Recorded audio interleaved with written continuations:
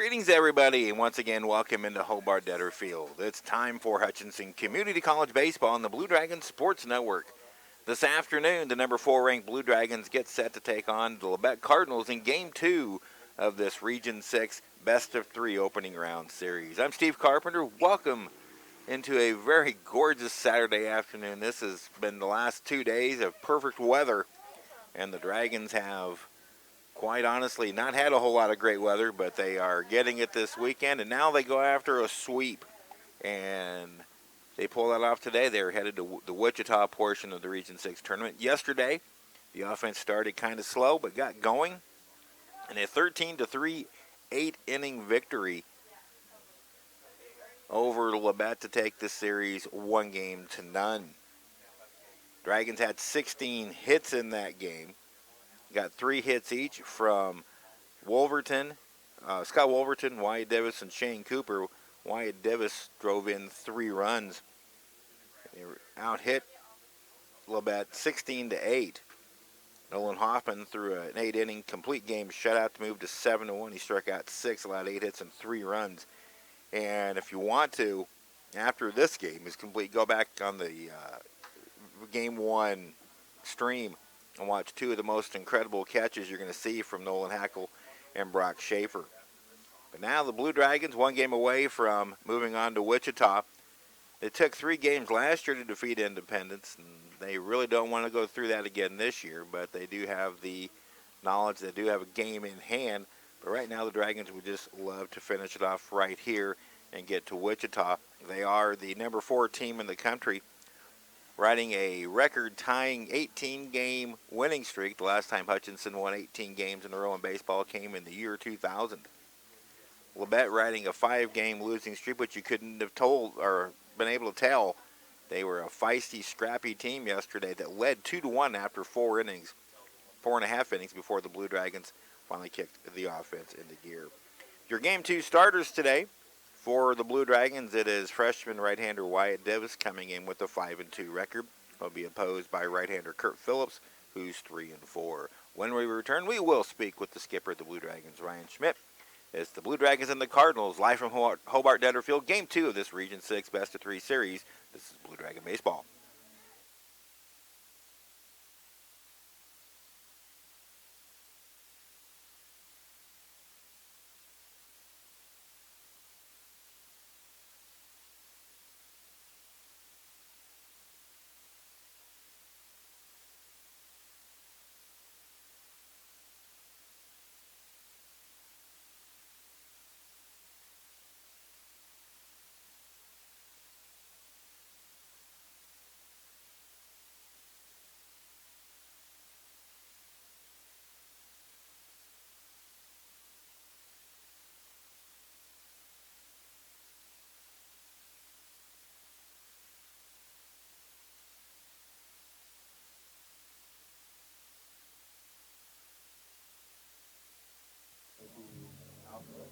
Welcome back to Hobart-Detter Field, everybody. Steve Carpenter speaking with the skipper of the Blue Dragons before Game 2 of this Region 6 opening round series with the Labette Cardinals.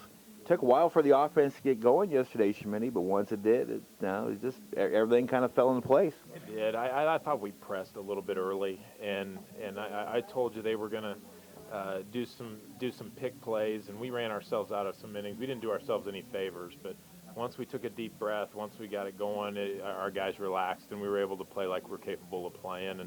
And you know, you can't. It's hard to, put this kind of atmosphere into a practice setting. So I'm glad our guys got through that. Hopefully we go out there and don't press. There's no pressure on us. We got to just go out there and play our game.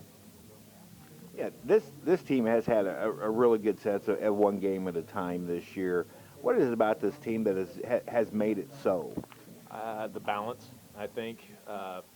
We have guys that have, like Michael Hellman, who's been as steady as they come, but there's been guys that haven't been going good and guys that have been going good, and I think we're just able to weather the storm. I think we are a really good family that depends on one another, and we're tough to beat as a cohesive unit. If we go out there and play as individuals, we're easy to beat. But we go out there and we play together and work off each other a lot. If one guy puts a good at-bat together, the next guy's going to benefit from it. So that's what I think is just the balance, and we go out there and play for one another. I got to go back to a couple of individual plays yesterday. 2 outfield catches, one by Nolan Hackle, very Jimmy Edmonds-esque, and then Brock Schaefer climbing the wall to bring one back in. That really proved to be a huge play because Labette was building some momentum at that point. Talk about those 2 plays. Oh, it was huge. I mean, you got to put all 3 phases of your game together. We got a great start out of Nolan Hoffman, and the next thing that kept us in that game is our defense. If that ball falls, that Hackle goes Superman for, who knows where we're at. If that ball falls behind Schaefer, who knows where we're at. It's a whole different ball game, especially with the score being as close as it was. And so you got to play all 3 phases of this game, and I was really proud of the way we played defense last night. Speaking with Ryan Schmidt before this afternoon's game number 2 with the Labette Cardinals. You said it in the pregame show yesterday, a scrappy team that just keeps coming at you, and that's exactly what we saw out of Labette yesterday. Probably shouldn't expect anything different today. No, they're going out. They don't have any pressure on them. They get a great opportunity to try to knock us off, and so we're going to get their best shot. They're going to play with nothing to lose and no hesitation. So it's something we've talked about with our team all year is we're going to get everybody's best shot. We're going to get their best pitches. We're going to get their best defense. We're going to get their best at-bats. We just got to weather that storm. We got to rise above that, and we've done a good job of that this year, and that's what we got to continue to do in this game. One more note back to yesterday. I was just thinking about Nolan Hoffman. You mentioned his quality start, but it seemed like he was throwing a lot more fastballs after the first inning. Was that an adjustment that was made because his fastball had some life on it yesterday? There's no doubt about it. He's got a great fastball. I mean, he lived 88 to 92 the whole game, and that's some serious velocity. It comes off the barrel harder, and so he gives up hits, but he was able to keep the ball on the ground for the most part and was in attack mode, and that's where we've been trying to get him back to. I think he lulled a little bit in the middle. I don't think he was trusting his secondary stuff as much, but he had a lot of trust in that fastball last night, and he threw some really good secondary pitches when he had to. But when he started throwing the fastball to both sides of the plate and not just outside, that's when he was at his best. Lastly, Wyatt Davis will be your starter in game number 2 today. What's he going to have to do to be successful? Just be Wyatt Davis. He's got to compete. He's got to keep the ball down. He's got to throw 3 different pitches for strikes. And he's just got to have some quick innings, get our offense back in the house so we can hit. Best of luck. Let's go for the sweep today. Sounds good. Thank you. The thoughts of HEC head coach Ryan Schmidt. Back with the starting lineups right after this. This is Blue Dragon Baseball. Back at Hobart-Detter Field, the umpire's out early again, so we're going to get this game started early. Let's get the lineups in very quickly for the Labette Cardinals. Coming in at 17 and 32 for head coach Aaron Keel. Zach Miller will lead it off and play shortstop. Batting second will be the second baseman, Dax Sanborn. Batting third, the designated hitter, Colton Schenker. Batting fourth, playing first base, Israel Trevino. Batting fifth in right field, Dallin Merriman. Batting sixth at third base, Sam Schartz.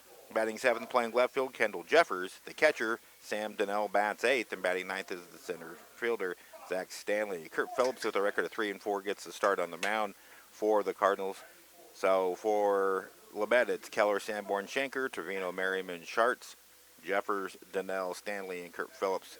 Here's the Blue Dragons starting lineup very quickly. Shane Cooper leads off and plays shortstop. Michael Hummon bats second at second base. Batting third is Bobby Morganson, the left fielder. Batting fourth, playing center field, Nolan Hackle.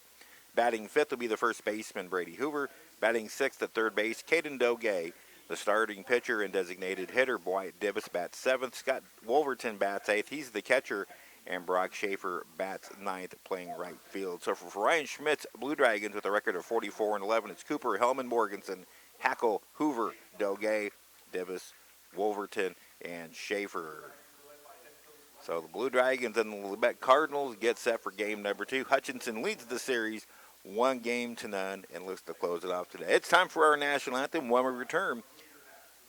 Game number 2's first pitch coming up right after the national anthem.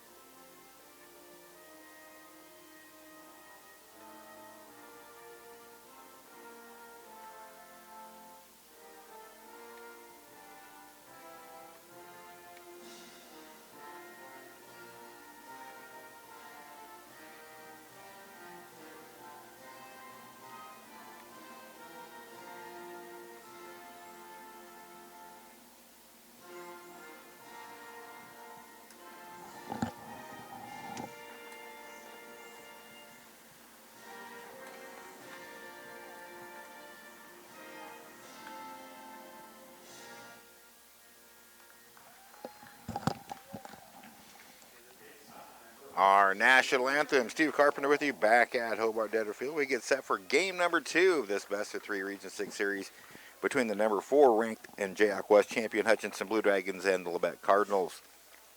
Another gorgeous afternoon on hand. And Wyatt Divis, who is on quite a tear right now. We'll tell you about his offensive tear, but pitching-wise, he's also been very, very good. He has won his last 4 decisions, his last 4 starts. He comes in with a record of 5-2 overall, making his 9th start, 11th overall appearance. He has 1 save and 1 complete game. ERA of 3.43. 42 innings pitched for Wyatt Divis, 41 hits, 20 runs allowed, 16 earned, 32 strikeouts, 11 walks, and opponents hitting .247 against. Fastball, curveball, changeup type pitcher, needs to throw all 3 for strikes and keeps the ball down. You heard Brian Schmidt say those exact words about the potential success of Wyatt Divis this afternoon. Divis faces a Labette lineup that is hitting .300 as a team. They've hit 44 home runs. They had 3 runs on 8 hits yesterday in game number 1. Jumped out to a 1-0 lead, led 2-1 after 4.5. So we're about set to go. It will be Zach Keller leading off for the Cardinals. He led off yesterday's game with a base hit.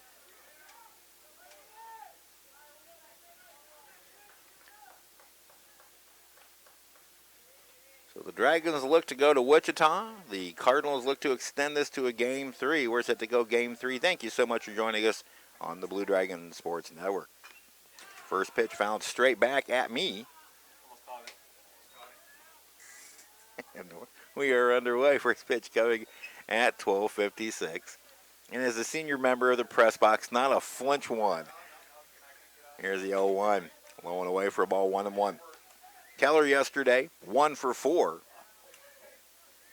Keller's up-to-date numbers, hitting .283 with 49 hits, 4 home runs, 35 RBIs. The 1-1 is lifted foul out of play to the right, and it's 1-2. Again, Wyatt Divis has won his last 4 starts. Last week against Pratt on April 28th. Didn't have one of his better outings, but got the win in an 8-4 Hutchinson victory. Called strike 3. There's that curveball. He gets his first strikeout.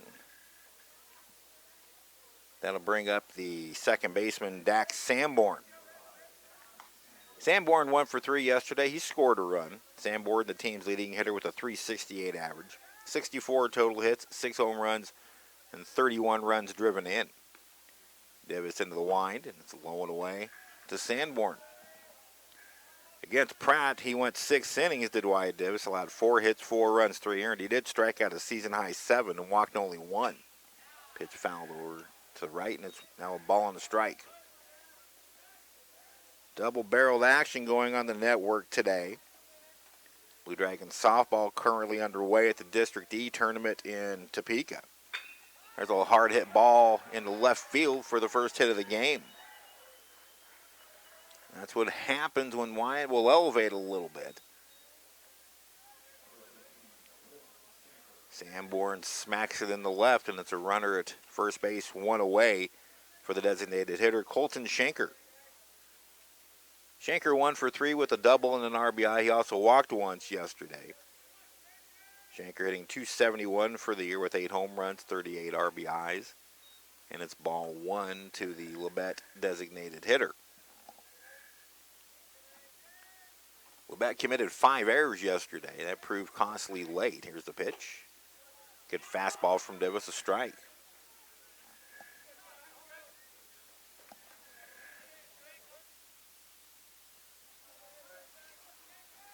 Divis out of the stretch, now goes to first.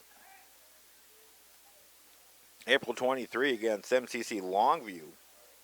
Divis pitched 5 very strong innings, 6 hits, 1 earned run, struck out 6 and walked 2, and an 11-1 victory. That pitch misses, and it's 2-1 to Schenker. Labette, a very scrappy team offensively. Not a big running team in terms of stolen bases. The pitch. Over but low for a ball, 3-1. Labette 17-31 coming in. They've lost 5 in a row. Couldn't tell the way they came out and played yesterday. The pitch. Big cut and a miss by Schenker, and it's a full count. Lively fastball from Divis. We saw that yesterday from Nolan Hoffman. A very, very lively fastball. Threw 119 pitches, got 6 strikeouts yesterday, but he threw a lot more fastballs than he had in recent starts. Payoff pitch. Low ball 4. 2 on, 1 out to start, and that'll bring up first baseman Israel Trevino. Trevino was the batter yesterday who drove onto the right field wall that Brock Schaefer flat robbed for at least a 2-run double. It wasn't going to go out, but it was high up off the fence, and Schaefer climbed it, pulled it back in for the final out of the inning. That would have given Labette a minimum of 4-1 lead, but it was limited to 1-run damage. And the Dragons rallied from there. Pitch low and away. Good backhanded stop by Scott Wolverton. Defensively for the Dragons, like usual, Bobby Morganson in left, Nolan Hackle in center. Brock Schaefer in right. Doge at third, Cooper at short, Hellman at second, Hoover at first, and Wolverton behind the plate. The pitch. Took a little something off and it missed. 2-0, didn't miss by much.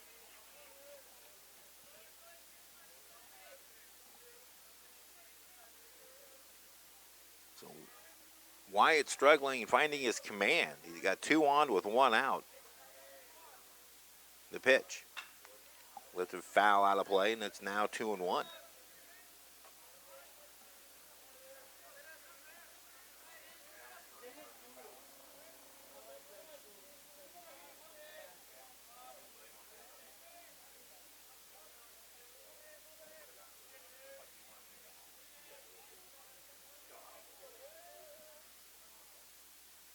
The pitch.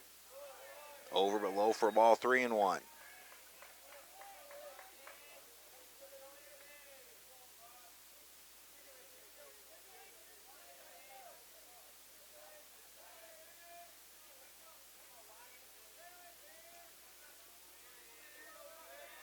So bad one's going to load him up. There's a hard hit ball to the left. Morganson going back. He makes the catch. Sanborn went about 2/3 of the way, but now the ball gets away. We'll watch what happens here. Davis backs up the play and no more advancement. Bobby had no momentum to try and throw Sanborn out at second. But he hustled the ball in, missed the cutoff, and that created an anxious moment. But no damage. Now it's 2 on, 2 out for right fielder Dallin Merriman. He had 3 hits in 4 trips yesterday, scored a run. All 3 hits were singles. Merriman hitting .329 for the year, 5 home runs, 29 driven in. Davis's pitch a curveball, low and outside, ball 1.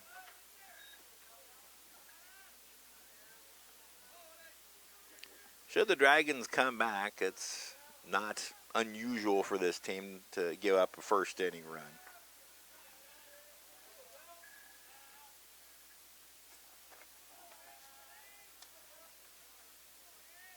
The 1-0. Took something off, swung through and missed, and it's 1-1. The Dragons have given up 32 first inning runs, 50 second inning runs. So the first 2 innings have been their most acceptable, especially the second. That's the highest number of runs in any individual inning given up this year by Hutch.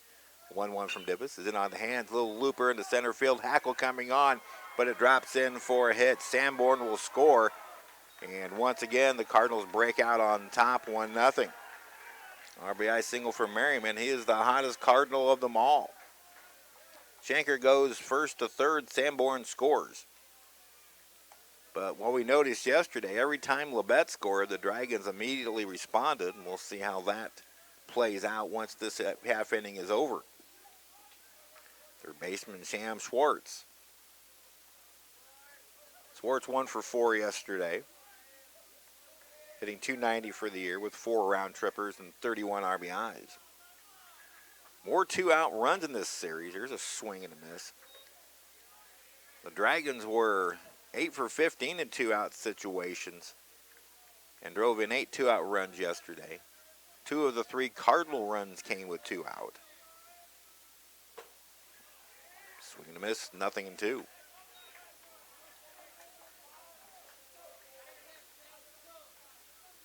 After Nolan Hoffman gave up that first inning run, which was an unearned run, by the way, he should have got out of the inning without any runs allowed. 0-2 pitch. Off the plate just a little bit wide. By the way, our umpires today behind the plate, Sam Schartz, at first base, Corey Burkhardt, and at third base, Nathan Garrison. Nathan had the plate yesterday for game number 1. Davis is 1-2. Foul back. It was pitch number 25 for Wyatt Davis.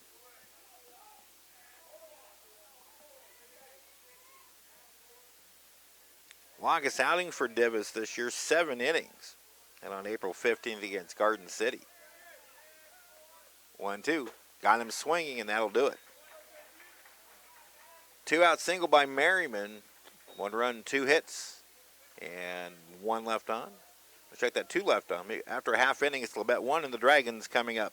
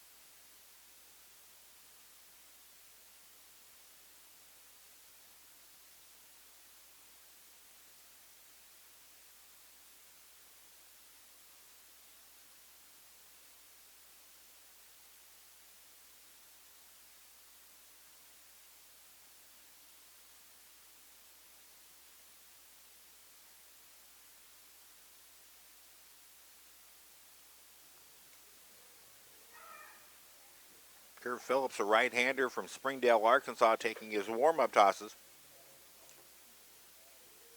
Coming in with a record of 3-4. Making his 11th start overall, 16th appearance. 6.71 ERA for Phillips. In 51 innings pitched this year, Phillips has allowed 57 hits, 48 runs, 38 earned runs. He has struck out 55 and walked 38. And has allowed 3 home runs. Dragons didn't hit a home run yesterday, put several to the track that were chased down. Shane Cooper will lead it off. 3 hits yesterday for Coop. That was Coop's 24th multi-hit game and 7th 3-hit game of the year. Dragons trail 1-0.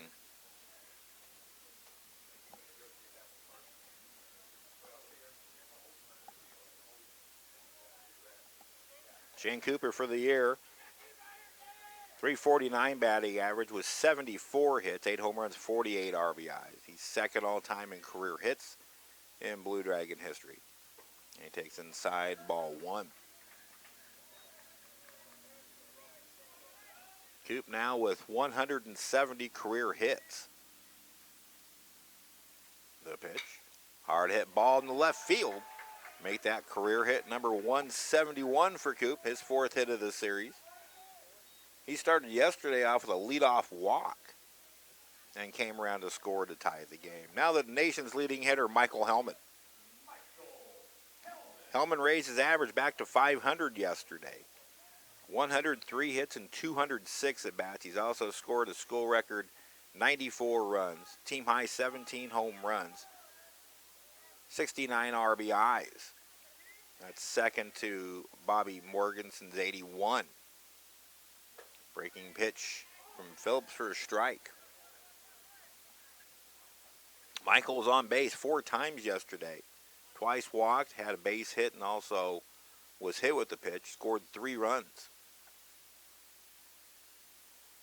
Phillips' delivery. Hard hit ball toward the corner. This could be trouble. It's a fair ball and into the corner. Cooper heading to third. Ryan Schmidt's going to throw the stop sign up, and that is Michael Hellman's 17th double of the year, and the Dragons have something cooking here in the bottom of the first. Single by Cooper, a double by Hellman, and that'll bring up the team's leading RBI producer and Bobby Morganson. Bobby hitting .379 for the season, now up to 80 hits. 9 home runs, 81 RBIs. That is only 5 RBIs behind Caden Doge's single season record that he set last year.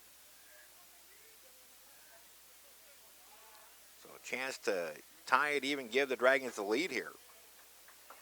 And it's ball 1 inside.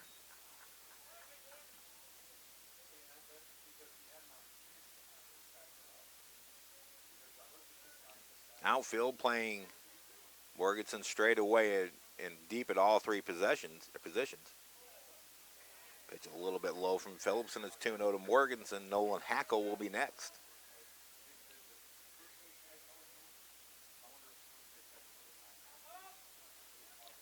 Hellman, the first Dragon in history to reach 100 hits in the season. Did that last week against Pratt. Here's the 2-0. Pitch sails outside, and it's 3 balls to Bobby Morganson. Kendall Jeffers in left, Zach Stanley in center, Dallin Merriman in right field. The Labette defense in the outfield, they were very good yesterday themselves. They chased a lot of balls down on the track.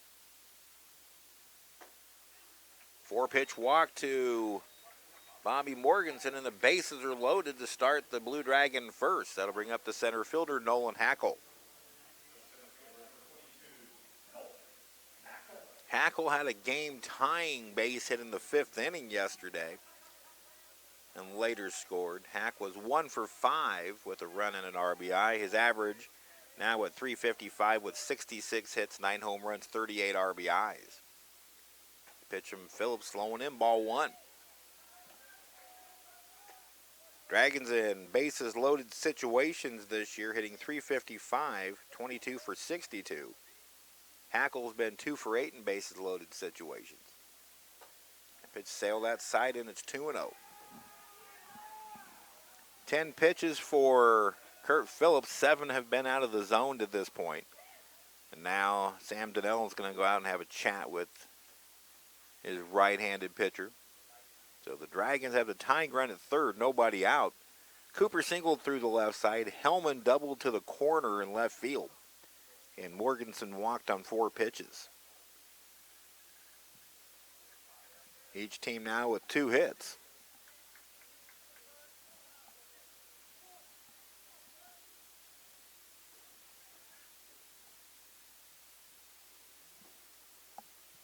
Phillips into the line. Ground ball right back to him. They come home for 1. And on the first low throw, dug out by Trevino. That's a double play. So that changes the inning. Nice fielding by Phillips, and he turns a 1-2-3 double play. Now Hellman at third, Morganson at second for Brady Hoover, and 2 out though.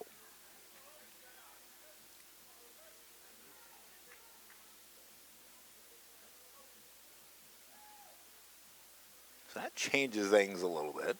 Hoover 2-hit day yesterday. 2 for 5, a couple of singles, 2 runs scored and an RBI.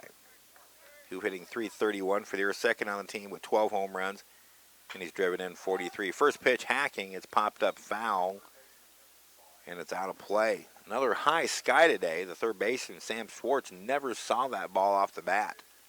Not a cloud in the sky here at Hobart-Detter.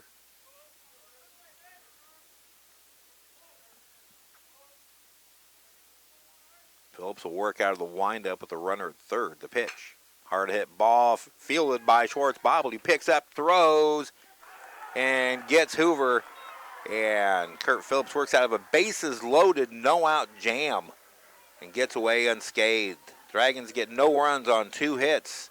They strand 2, and after 1, it's Labette 1 and Hutchinson nothing.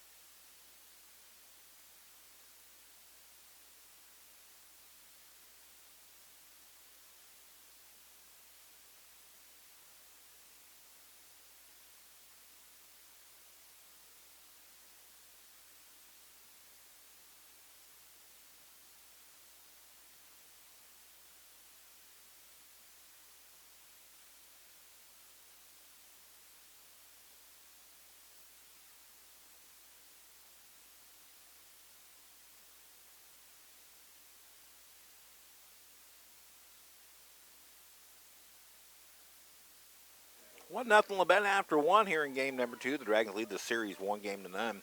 We'll get you caught up on the rest of the tournament so far. All the game 2 is pretty much getting started at the 1 o'clock hour. Davis swings and misses on Kendall Jeffers swings and misses on a Wyatt Davis pitch. It's Jeffers, Donnell, Stanley, the lower third of the order here in the second. Jeffers shows bunt but takes back for ball 1. Jeffers yesterday 0 for 3. Hitting .333 for the year. No home runs, 8 driven in. Pitch foul back, and it's 1-2.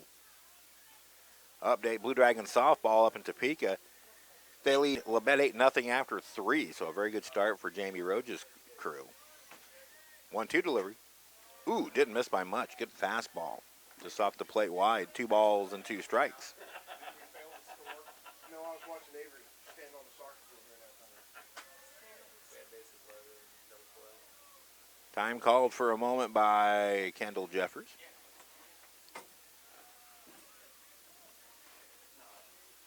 Now here we go. 2-2 is popped up, shallow right. Back goes Hellman, in comes Schaefer. It's Brock Schaefer taking charge, and he makes the catch for the first out of the Labette second. I'll bring up the catcher, Sam Donnell. Donnell 0 for 3 yesterday. He walked once, struck out once. Donnell, a .250 hitter on the year with 24 hits, 2 home runs, and 8 RBIs. Late on that Davis fastball, it's 0-1.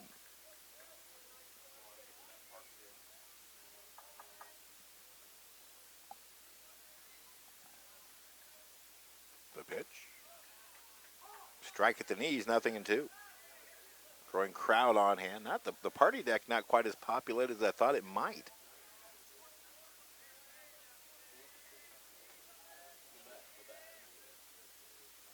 Here's the pitch. That pitch way high. 1-2 the count.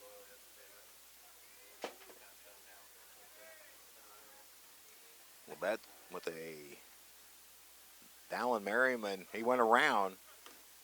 Wolverton will have to throw to first to complete the strikeout, and there's 2 away. That's the second strikeout. Or to check that third strikeout for Wyatt Davis. 2 down for the center fielder, Zach Stanley. Stanley hitting out of the 7 slot yesterday, 1 for 4 with an RBI. Swing and a miss. Just like yesterday. Wyatt Davis doing the same thing Nolan Hoffman did, coming out with a lot of fastballs, working ahead of the count, and taking charge. Foul back, and it's 0-2 to Stanley. Stanley now hitting .237 for the year. 4 home runs, 28 RBIs. Here's the 0-2. Curveball grounded to short. Cooper gobbles it up, makes the throw, and it's a 1-2-3 inning for the Labette Cardinals in the second. 3 up, 3 down. To the bottom of the second we go. Dragons trail Labette 1-0.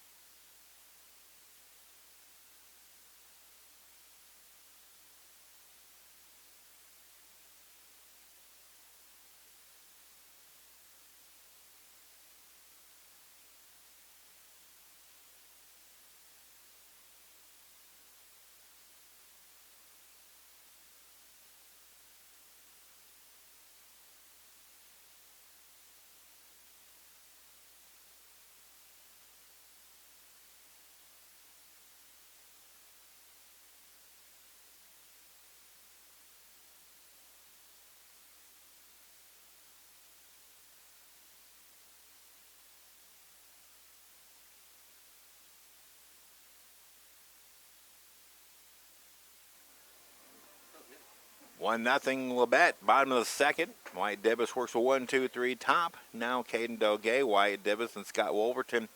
6, 7, and 8 due up here in.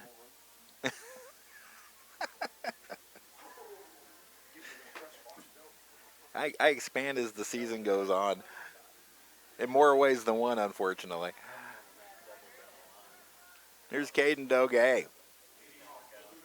0 for 3 yesterday, was hit by a pitch. Also walked once. Doge hitting .301 for the year, 59 hits, 9 home runs, 43 RBIs. He continues to show some signs of really breaking out. Here's a strike on the inside corner.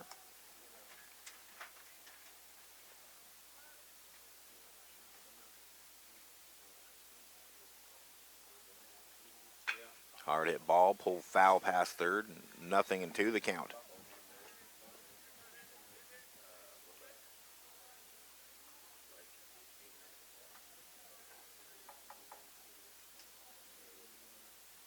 Hardly any movement in the flag in center field. It's a picture perfect day, cloudless sky. Temperature is probably in the mid 80s now. The 0-2, breaking pitch, foul tipped into the glove, and that's a strikeout. First strikeout for Phillips. That'll bring up the pitcher Wyatt Divis. This young man is on a tear offensively. I'll give you the total numbers first for Wyatt. Divis now second on the team and hitting at .393 with 53 hits, 9 home runs, 55 RBIs. Divis is riding a 9-game hitting streak, 17 for 25 over that stretch. Hits a fly ball down the left field line, looking for it as Jeffers, and it lands foul. He never saw it either. It landed foul and actually had home run distance. Back on March 18th, Wyatt Divis was hitting .215. In the 26 games since, he is now hitting at a .557 clip, 39 hits in his last 70 at-bats. Did he go around? They checked down. He checked his swing and it's 1-1.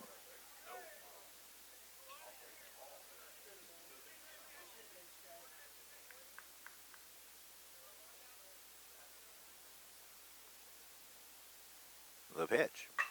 That ball stroked well to center field. On the run is Stanley. He dives and cannot make the catch. Extra bases for Divis. He might be thinking 3, but he'll stay at 2.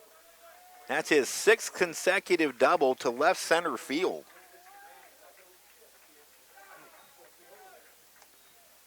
So Divis with Hutchinson's 2nd extra base hit of the game. That is Divis's 16th two-bagger of the year.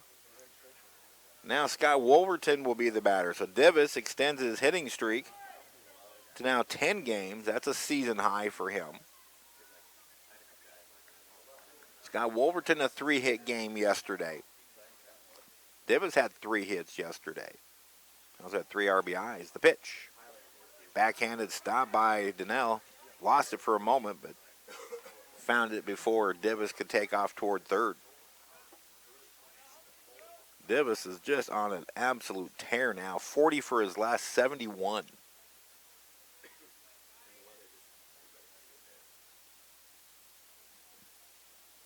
Phillips comes set now, delivers. Late on that fastball. And it's 1-1. Kurt Phillips has a big, long motion. Holds that ball way back before he slings it through. Bit of a deceiving motion. Checks the runner a couple times now, delivers. Reiki pitch. High pop in the infield. Left side. Swartz and Keller. Now nobody can find it, but finally, at the very end, Swartz finds it to make the catch. The way they reacted, I didn't think anybody had the ball. Now it's going to take a 2-out hit from Brock Schaefer to try and tie the game. Schaefer yesterday 0 for 3. He was walked once. Schaefer hitting .254 with 15 hits. 1 home run, 7 RBIs in the Webb gem catch in right field that saved a potential big inning, as Labette had taken a 2-1 lead at that point. Little cue ball along third. This is going to be a tough play. They're not going to get Schaefer. Third baseman picks up and throws, but not even close. An infield single for Brock Schaefer, his first hit of the series. Right off the end of the bat, and had some funny English to it, and it stayed fair. So now it's back to the top of the order, and Shane Cooper, who singled his first time up.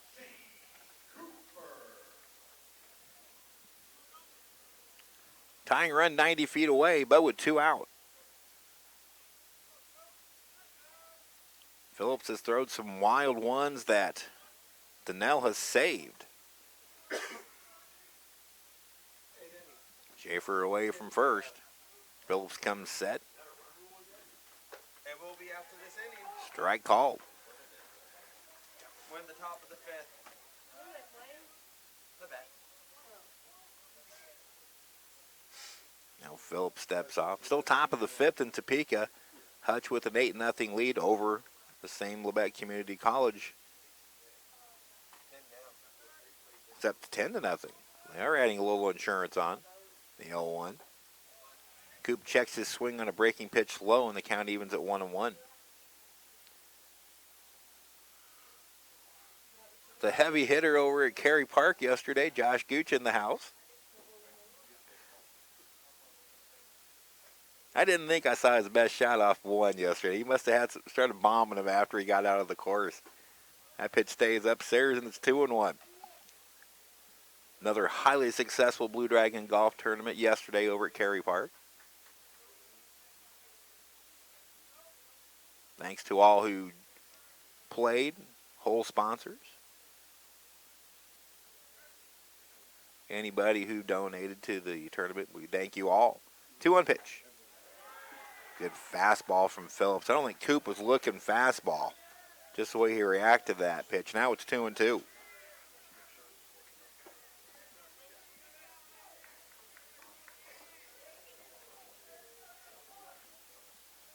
Schaefer away from first. Coop. Divis from third, the pitch. Foul back. Actually a hole in the wall there.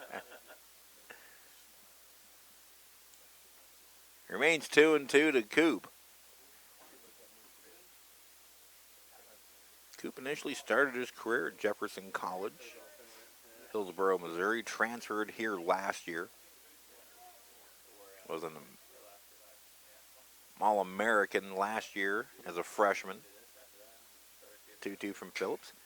That's looped into right center field. That's going to get down for a hit, and this game is tied up. Throw to third is high. And now they're going to come back and throw behind the runner at first. Cooper back in safely. Shane Cooper drives in his 49th of the year, and the game is tied at 1 apiece. Schaefer goes first to third, and Divis scores. So the Dragons get another 2-out knock. That's the 9th run scored with 2 outs by Hutchinson in this series. Both runs today scored with 2 outs. And now Michael Hellman, who doubled down the left field line and into the corner, his first time up, steps in.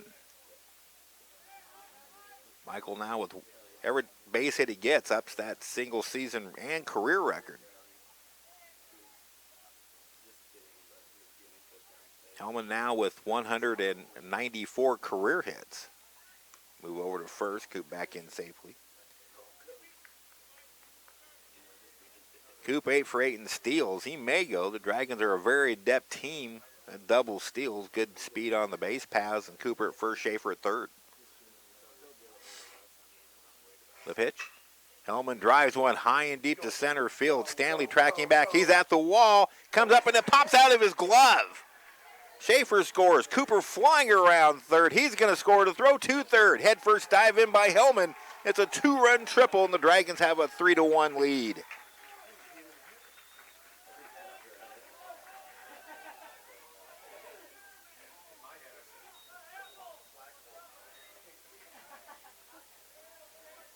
There might be some question that did the ball hit the flagpole. I hear some people arguing about it. But Hellman gets his 5th triple of the year. RBIs 70 and 71. And the Dragons, with a 3-run inning, take a 3-1 lead. Now Bobby Morganson. That's 2 more 2-out RBIs. There's a drive to left center field. Jeffers on the tracking it. He's got it. The inning is over. Another well-hit ball tracked down by a Labette outfielder. 3 runs, 4 hits, no errors, and 1 left. The Dragons tie it up and take the lead. After 2 innings at Hobart-Detter Field, it's the Dragons 3 and the Cardinals 1.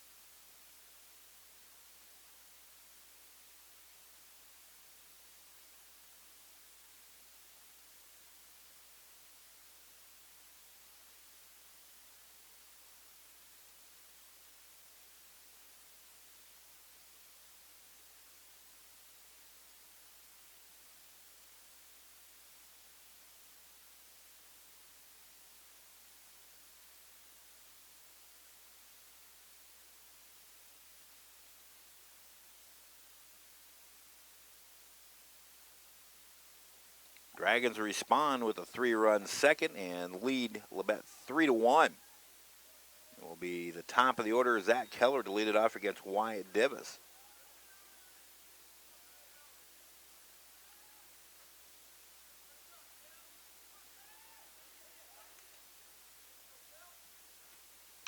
First pitch is hit hard to right field. On the run is Schaefer. He dives and makes another tremendous catch in the corner.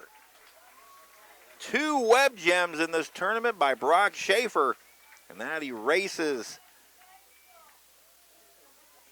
Zach Keller. That's the second time Keller's been robbed. Yesterday was Hackle taking extra bases away.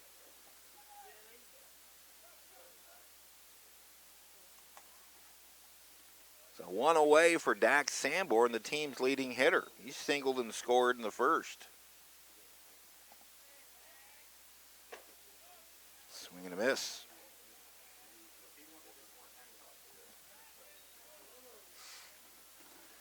Did it come out? Did it print? The ball is hit.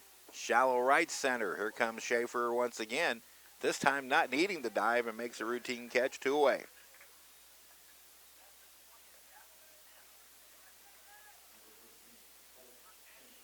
There's Colton Schenker, the designated hitter. He walked.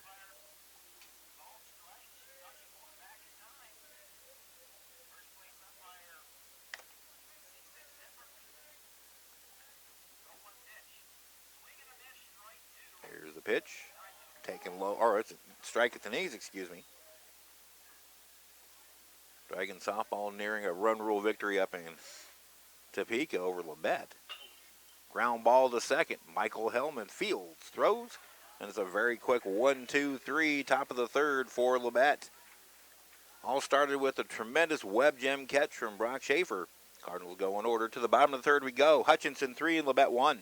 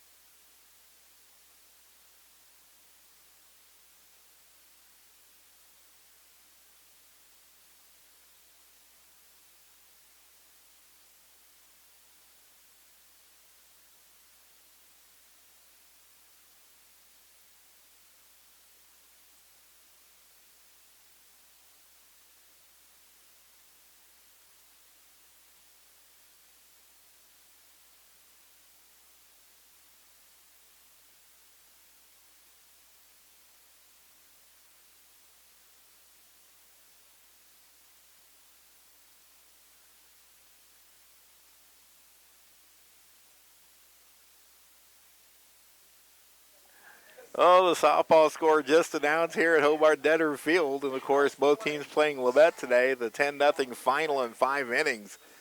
Got a raucous applause from the Dragon fans. Nolan Hackle is out the bottom of the third. Hutch leads 3-1 and the series 1-0. First pitch to Hack is off the end of the bat, popped up. Zach Keller, Dax Sanborn, and that's Keller making the catch. That's not an easy catch right now with this high sky. So Hackle is 0 for 2, and that'll bring up Brady Hoover, the first baseman. He grounded out to third his first time up. Hoover now 2 for 6 in the series.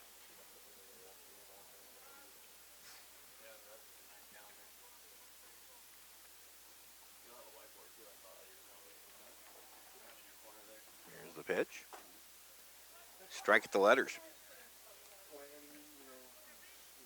Brady, a third-year sophomore from Wichita, played at Mays High School, battled through arm trouble a couple years ago, and has really had a splendid Blue Dragon career. That cued off the end of the bat foul, and it's 0-2.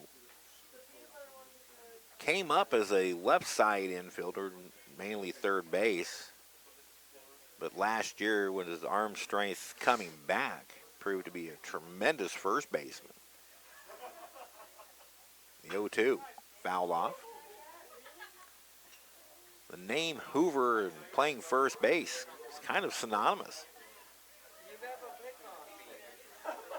Sean Hoover in 2010, we called him the vacuum. Haven't nicknamed Brady yet, but he's getting near vacuum status. The 0-2.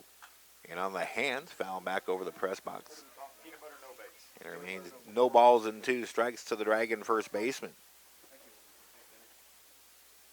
Hoove this year, 12 doubles, 12 home runs. He's walked 12 times, been hit 3. 637 slugging, 390 on base. The pitch. Phillips gets him swinging. 2 away here in the third. That is the second strikeout for Kurt Phillips. Now Caden Doge, the third baseman, a strikeout victim his first time.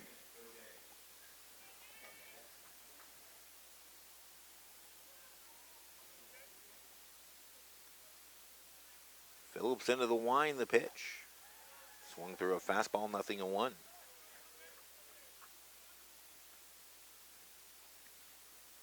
Caden made the move from left field to third base this year. Breaking pitch, swing and a miss, 0-2.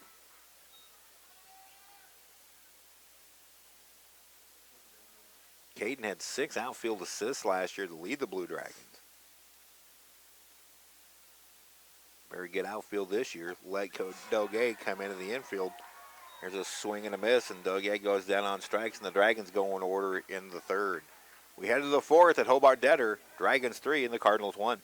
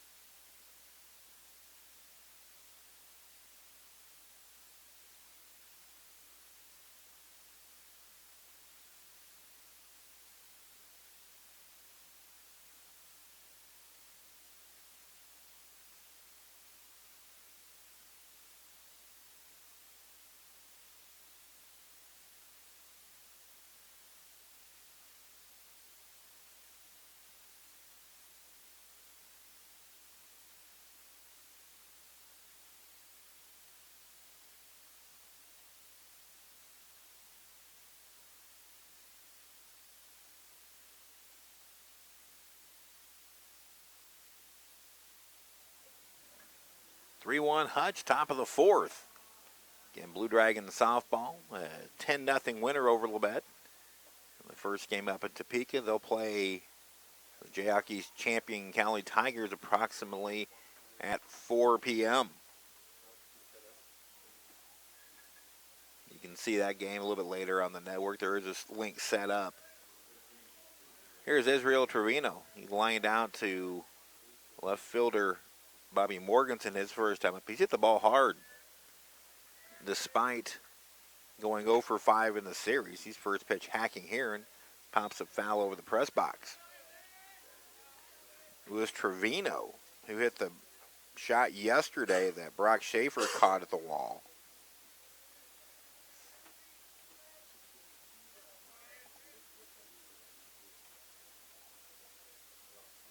Swing and a miss, and Trevino down in the count 0-2. Divis threw 3 innings, 1 run, 2 hits, 3 strikeouts, no walks. Ground ball left side, fielded by Doge, makes the throw, and there's 1 away.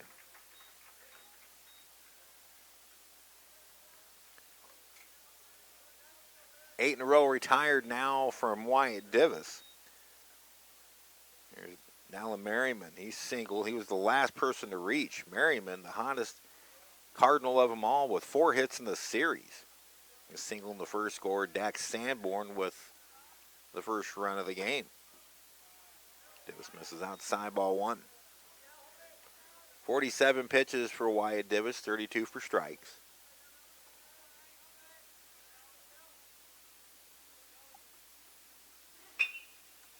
Fly ball, shallow right field. Here comes Schaefer. Makes the catch, and there's 2 away. That's 9 in a row sat down by Divis. And you get Merriman for just the second time in the series. Now third baseman Sam Schwartz struck out his first time.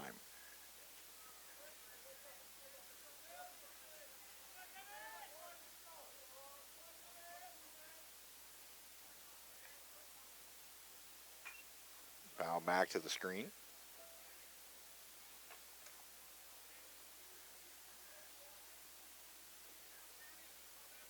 Divis has won his last 4 starts. Nice breaking ball. Schwartz swings over the top, and he's down in the count 0-2. That looked like a Zach Moore curveball the way that thing dove at the bottom. 0-2 pitch. In the dirt, swing and a miss. Wolverton will chase it down, pour it down to first. And that is 10 in a row retired by Wyatt Divis. 4th strikeout for Divis. The Cardinals go 1-2-3 in the top of the 4th. We head to the bottom of the inning. 3-1 Hutchinson.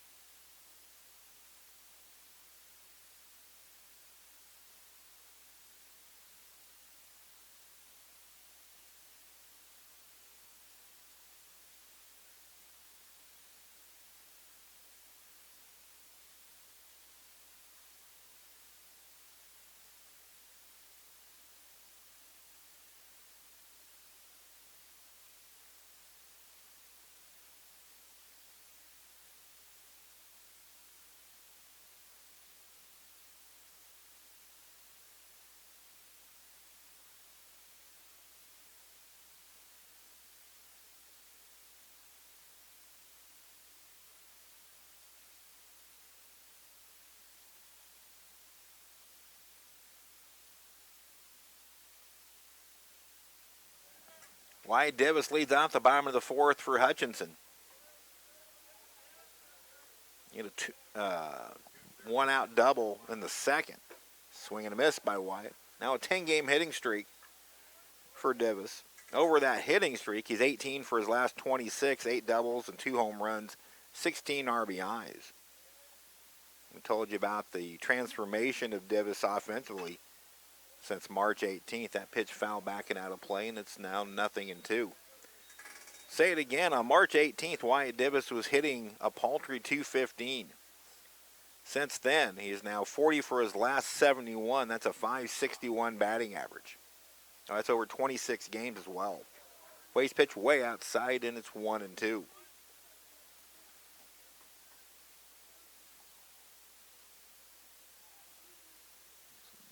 Action in the Labette bullpen. 1-2 pitch. Curveball just missed. It was a pretty good looking curve from Phillips. He's now into his 4th inning. And a very strong first inning. Gave up 3 runs in the second, then set the Dragons down in order in the third.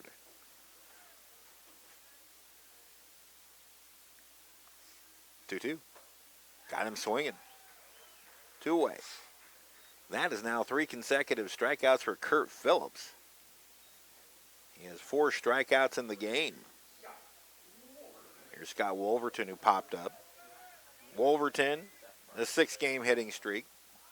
9 for 25 over that stretch. 3 hits yesterday.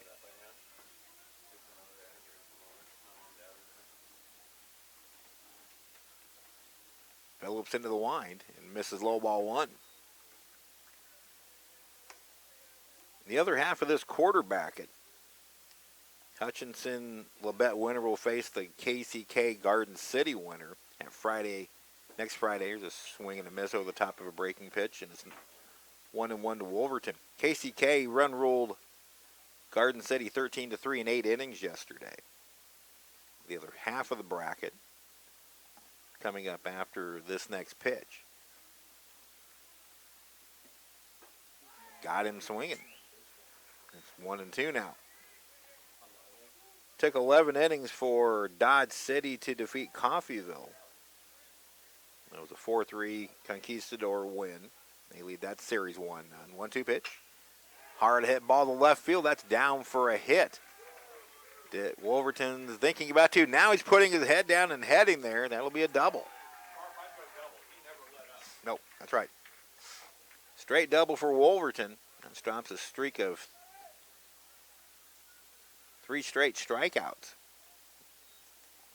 Wolverton with his 7th double of the year. Now Brock Schaefer, a little squib single up the third base line. He eventually scored on Michael Hellman's triple. They gave the Dragons a 3-1 lead. Schaefer already 2 tremendous catches, 1 today, 1 yesterday. We've talked about that several times. That ball is corked to center field, but almost right in the tracks of Zach Sandley. In a step, makes the catch. Wolverton tags, heads for third. Here's the throw. It's not in time. So good base running by Wolverton. Schaefer hit it right on the nose, but didn't get much elevation. But now the Dragons, who have 11 two-out RBIs in this series, have a 2-out RBI opportunity for Shane Cooper. He had a RBI single to tie it that scored Wyatt Davis in the second. Coop 2 for 2 with a pair of singles. Phillips pitch sails outside a slider, 1-0. Johnson County beat Butler 5-1. Johnson County is the next highest seed under the Blue Dragons on the upper bracket. Outside 2-0. On the bottom half of the bracket, Barton rallied to defeat Allen 7-5 yesterday in Great Bend. Neosho County an 11-4 winner over Cloud in Game 1 yesterday. Fort Scott upset Colby 5-2 in Colby. And Cowley run-ruled Seward County 15-1 in 7 innings. Coop takes a strike, and it's 2-1. The only score update I saw on Twitter was Cloud County has an early to 2-0 lead over Neosho County. Again, the early stages down there. That pitch misses to Coop. 3-1, and the nation's leading hitter, Michael Hellman, waits on deck. Dodge City up on Coffeyville early 5-0. Bottom of the third to be exact. Thanks to Denny Steckline for that update. 3-1 pitch. It's a walk to Coop. That will bring up Hellman. Cooper's on base for the third time, and now Michael Hellman. A double and a 2-run triple. Michael now with 105 total hits for the year, 17 doubles, 5 triples, and 17 home runs. Dragons now have 7 hits in the game to Labette's 2. Probably not the best double steal combination in the world with Cooper and Wolverton. Breaking pitch from Phillips is a strike to Hellman, 0-1.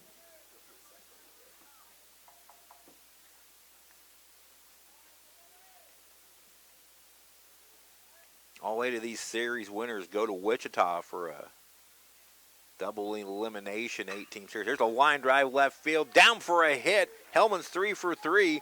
Wolverton scores, and it's 4-1 Hutchinson. That's Hellman's 3rd RBI of the day. You know, it has 72 for the year. A single, double, and triple for Hellman. And yet it's another 2-out RBI in the series. That is now 12 consecutive 2-out RBIs for this Blue Dragon team. Now Bobby Morganson, team leader in RBIs. He went over the 80 mark yesterday with a pair of ribbies. Check swing roller foul. That was what they call an excuse me swing. Dragons now with 8 hits. That is Hellman's 13th 3-hit game of the year. He now has 36 multi-hit games. 20 2-hit games, 13 3-hit games, 3 4-hit games. It's also his 19th multi-RBI game, as he extends his hitting streak now to 9 games. Also holds the school record with 25-game hitting streak earlier this year. In that stretch now, Hellman's 9-game hitting streak, he's 15 for 33 with 13 RBIs.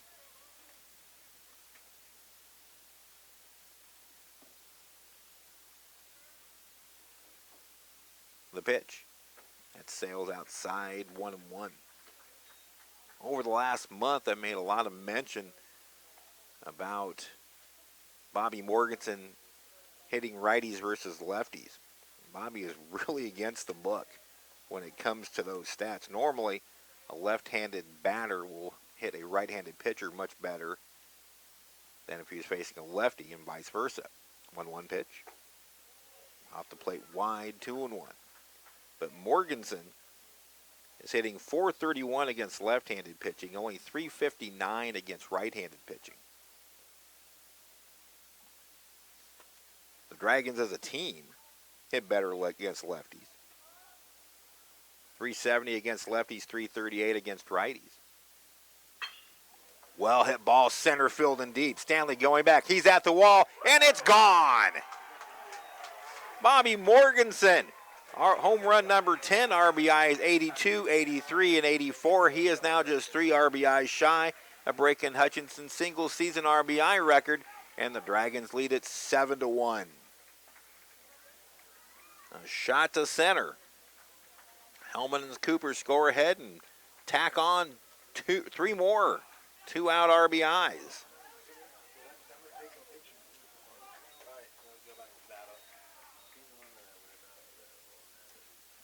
Now Nolan Hackle will step in, 0 for 2. Hack has hit into a double play and popped up. So the Dragons taking charge. Again, Labette jumped out early. Hutchinson scored 7 unanswered. The Blue Dragons are 13-9 this year when the opponent scores first.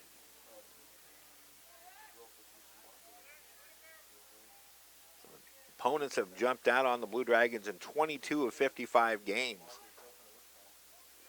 The Dragons have won more than their share. Strike one at the knees to Hackle. Phillips pitch count at 62. And pitch in the dirt. It's 1-1. The home run by Morganson extends Hutchinson's school record home run number. And was now, home run number 90 for the year. The old record was 85. Breaking pitch low and in. All 7 runs today scored with 2 outs. It is now 15 2-out RBIs in the series. Hack pops one up. Left side of the infield, Keller and Swartz. And it's Sam Swartz making the catch to end the inning. But Michael Hellman an RBI single. Bobby Morganson a 3-run home run. 4 runs, 3 hits, and nobody left. We've completed 4 at Hobart-Detter Field. Our new score, Dragons 7 and the Cardinals 1.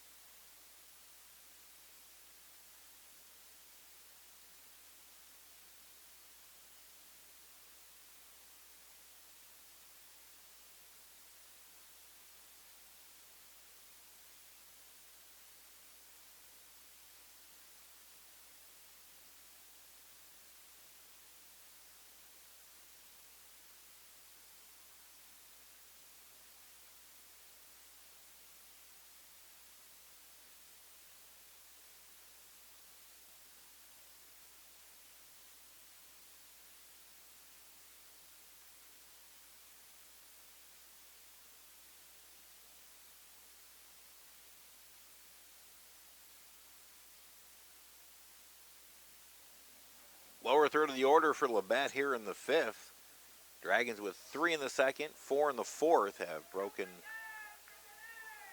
open a 7-1 lead over the Labette Cardinals. The Dragons looking for a sweep and head to Wichita. Kendall Jeffers flew out to right field his first time up. Wyatt Divis has retired 10 in a row.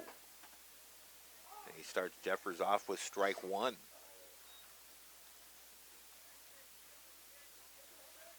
Divis bidding for his 5th consecutive victory. Breaking pitch. Strike called. 2 strikes the count.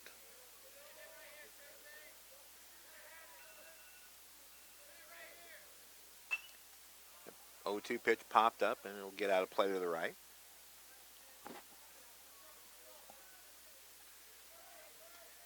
Not much wind again, just a Chamber of Commerce type of day in Hutchinson, Kansas. We've been due for one of these for a while. 0-2 pitch. Got full on the pitch, but Jeffers stays alive as he barely makes contact. 55 pitches for Wyatt Divis, 40 for strikes. That's a tremendous ratio. Divis looks in, gets a sign from Overton, now fires. Fastball just misses wide, 1-2. Good miss.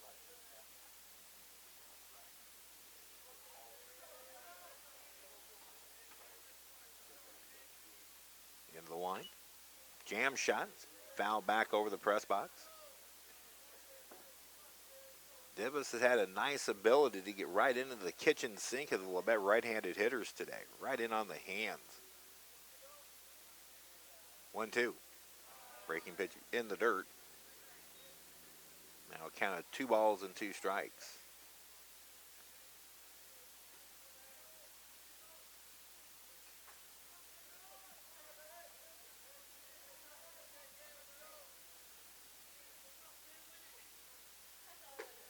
Called strike 3 on the outside corner. That's 11 in a row retired by Wyatt Divis. 2 straight by strikeout.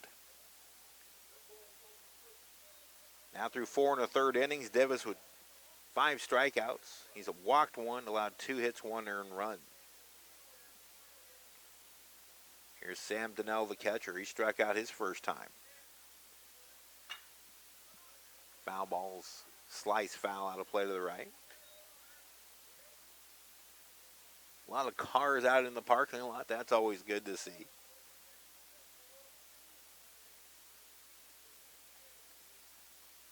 One just misses low. Count even at 1-1. Winner of this series again gets the Garden City KCK winner. That game would be next Friday at 4 p.m. at Lawrence Dumont Stadium. Fouled straight back. And it's 1-2.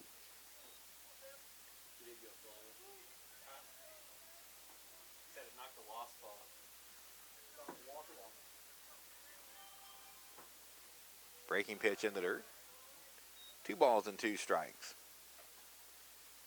Dragons, since this format began in 2004, with the exceptions of 10, 11, or 2010, 11, and 12, when they changed the format for 3 years. 2-2 pitch. Foul back once again. Dragons are 7-4 in opening round series. They were taken to 3 by Independence last year. Once again, 2-2. Curveball hit to the left side. Cooper gets to it, but he can't hold on to the ball to make the throw. That'll be a single. So that snaps a streak of 11 in a row retired by Wyatt Davis. An infield single by Donnell. That'll bring up the center fielder, Zach Stanley. 3rd hit of the game for the Cardinals. Stanley, his first time up, grounded out to Cooper. All 3 of those hits allowed by Davis are singles. The pitch. Over below ball 1.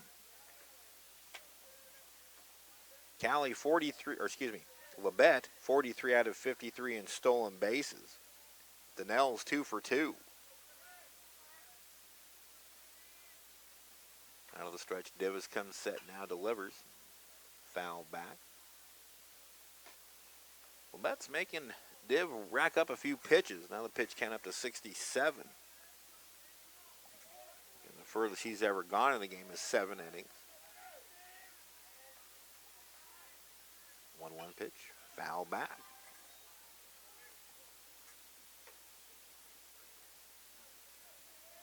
Looks like Labette's getting some decent cuts. A lot of those are coming straight back at the net, but that also is telling you that Davis has a lot of movement on his fastball. Donnell away from first. 1-2 pitch. This is high and tight, 2-2.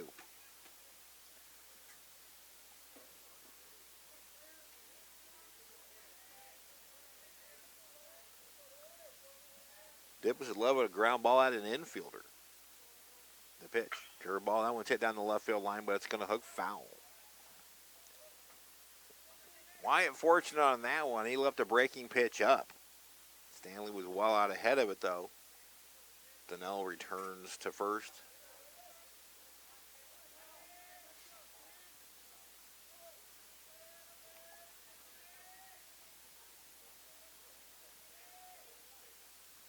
Two-two pitch.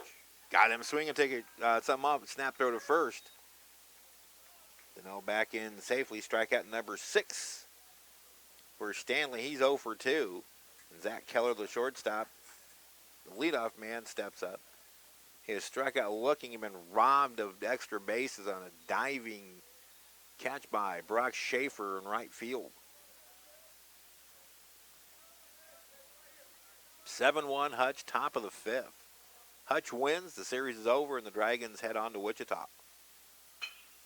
First pitch swing hit to center field. Playable, though, for Hackle. He settles under it, makes the catch. And the Cardinals are turned away in the 5th. No runs, a hit, 1 left. They've stranded 3 through 5. Halfway through in game number 2, Hutchinson 7 and Labette 1.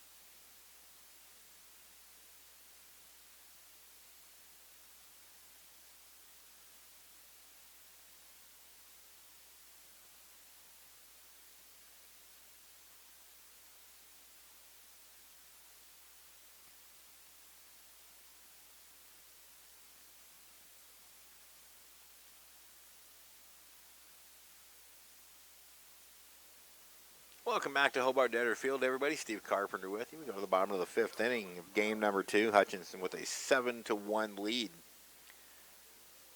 Scored 3 runs in the 2nd inning. RBI single by Shane Cooper and a 2-run double by Michael Hellman. They tacked on 4 more in the 5th. Hellman with an RBI single and then a 3-run home run by Bobby Morganson. Kurt Phillips stays in the game, and he will face Hoover, Doge, and Divis. 5, 6, and 7 here in the 5th inning. Brady Hoover 0 for 2, a ground out and a strikeout.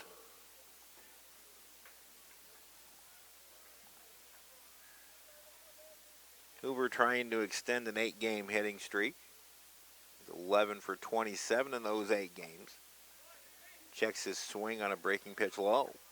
66 pitches now for Phillips. 7 runs all earned, 9 hits. He has struck out 5.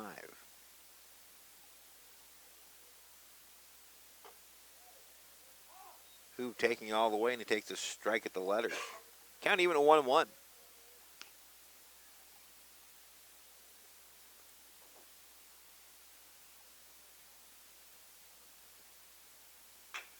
High chopper to the left side. Schwartzfield on a big hop and throws. They got him. Hoover now 0 for 3. 1 out here in the 5th. Here's Caden Doge, a couple of strikeouts.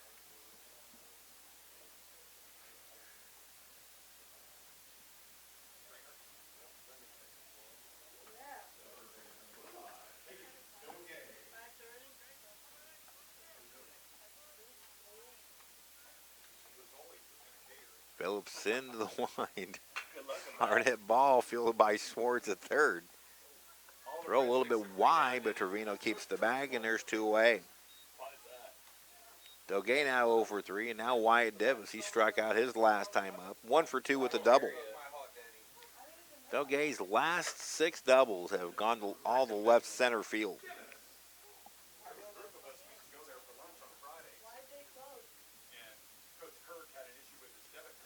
Seven runs, 9 hits for the Dragons. 1 run, 3 hits for Labette. The pitch. Hard hit ball, and Divis has a 2-hit game. A single through the right side. 10 hits now for Hutchinson. And why not? It's a 2-out hit. And Dragons have just become unstoppable with 2 out. Here's Scott Wolverton.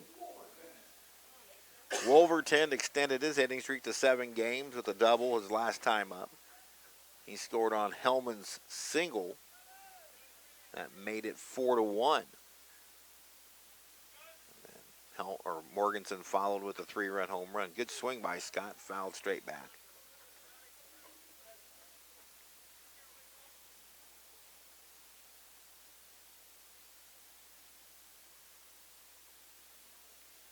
Second time in this current Region 6 era that these two teams have met in the opening round. Wolverton pulls one foul. 2006, these two teams met right here at Hobart-Detter Field. Dragons swept the series 1-0 and 12-2. Told you the story about the first game of that series, Thad Weber throwing a 3-hit shutout. 0-2 pitch, high and tight. That's not where Scotty's looking. On the stream, you can see that protective device on the left side of his helmet. That's to protect his mouth, where he took a foul-tipped bunt attempt right in the mouth and cut his lip open. Hard hit ball, but foul. Pitch count for Phillips up to 74, 50 strikes. So both pitchers pounding the zone.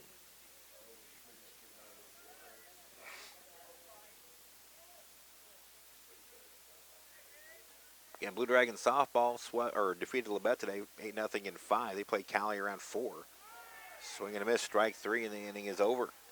Dragons can't do anything with 2 out in the 5th. No runs, a hit, and 1 left. The Dragons have stranded 4 through 5. We head to the 6th inning at Hobart-Detter Field. Dragons 7 and the Cardinals 1.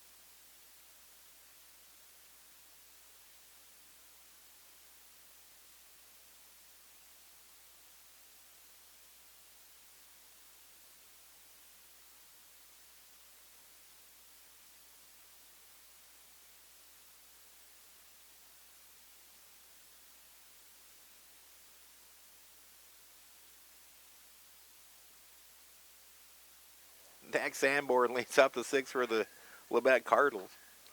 And he first pitch swings at that Davis offering, and it's 0-1. Wyatt Davis has allowed just one base runner over his last 4 innings. Sanborn 1 for 2. Fouls that one back out of play, and it's 0-2. Sanborn with that first inning single, his team high 65th hit of the year.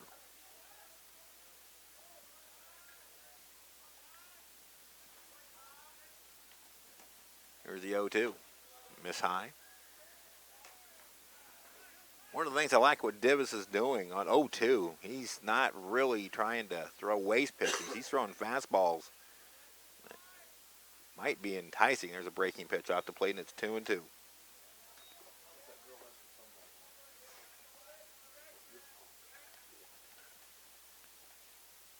Davis into the wind. Pitch just missed inside. Full count. So from 0-2 to 3-2. It's only the second full count pitch that Wyatt Davis is going to throw today. Or has thrown.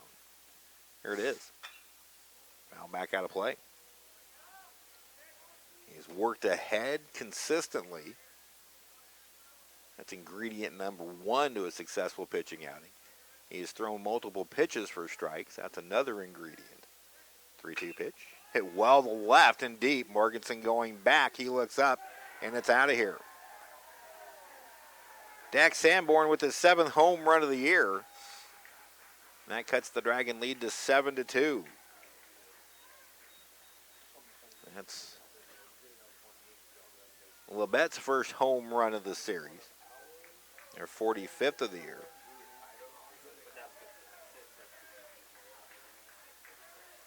So a 1-out home run by Sanborn. That's the 5th home run allowed by Wyatt Davis this year, the 41st given up by the Dragons. Now Colton Shanker 0 for 1 with a walk. Davis misses for ball 1. So the score now 7-2.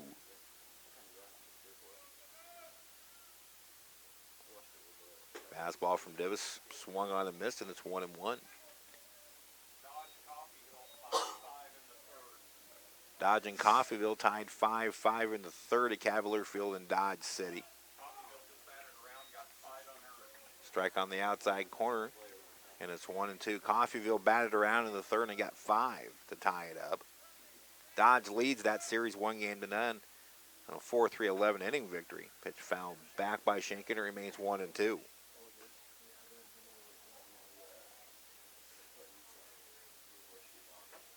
On the upper half with Hutch and Labette is KCK, Garden, Dodge City, Coffeyville, Johnson County, and Butler. 1-2 pitch, just misses.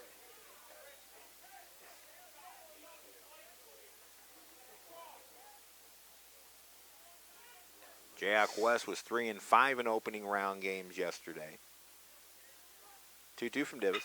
Up the middle, catches the mound, but still gets past Cooper. And for the first time today, Davis gives up back-to-back hits. It's now 5 hits allowed by Wyatt Davis. Might we see somebody start heading to the Dragon pen shortly?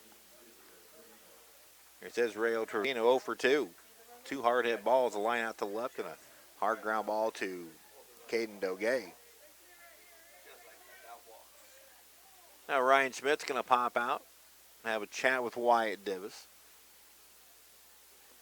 Wyatt's mad at himself for that pitch location.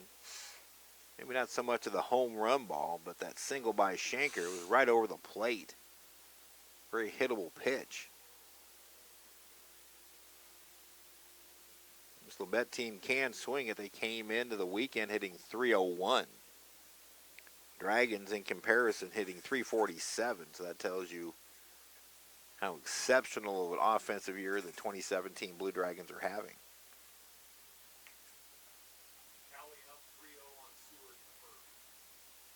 Cowley has plated 3 runs in the bottom of the 1st inning against Seward County at City Ballpark in Ark City. Cowley with a run rule victory in Game 1 to lead that series.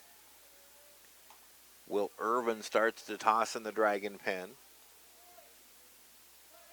Now Trevino steps in. Pitch count for Dibbs up to 85. There's a lively fastball from Wyatt for a strike at the knees. Hutch is out hit. Labette 10-5. Pitch in the dirt.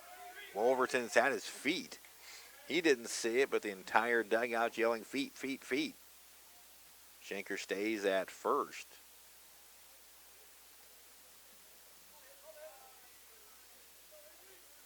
One now to Trevino, the Labette cleanup hitter. The pitch. Off speed, lifted to left field. Morganson drifting back, still continues to go back to make the catch. Bobby didn't break back immediately, but then got on his horse. Made a relatively routine catch for out number 1 here in the 6th. Here's Dallin Merriman, the right fielder. 4 hits in the series for Merriman, 1 for 2 today. He had an RBI single in the first. Labette with 1 double play today. Dragons still looking for their first. Ball to shallow center. Hackle slips again. It's going to drop in front of him.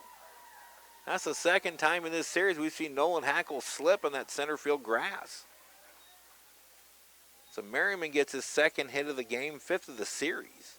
A bloop single. Now a potential inning starting to build for Labette. One already across on the Sanborn home run. Sam Swartz steps in, third baseman, 2 strikeouts and 2 plate appearances.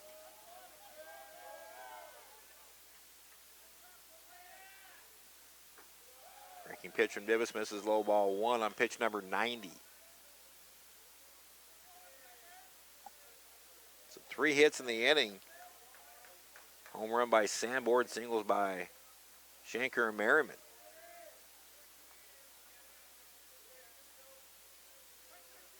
The pitch. Swing and a miss and a fastball up. Count evens at 1-1.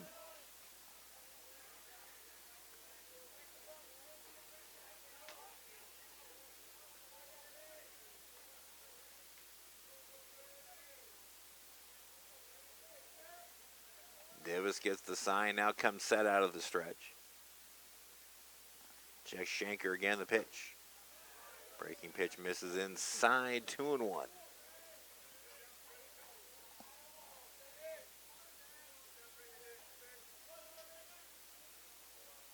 Again, Will Irvin throwing in the Dragon pen.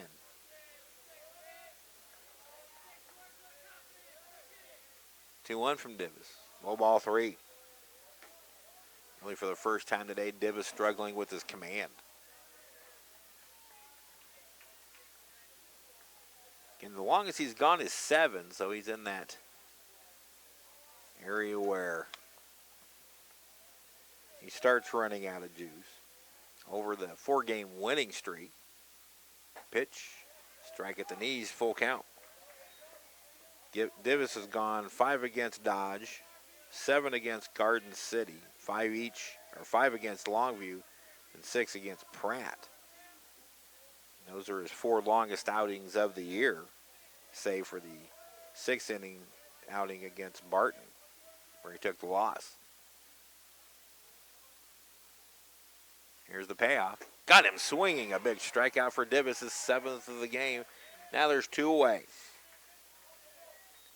Swartz goes down on strikes for the 3rd consecutive time. Now Kendall Jeffers, the left fielder. He is 0 for 2, flew out to right field and took a called third to lead off the 5th.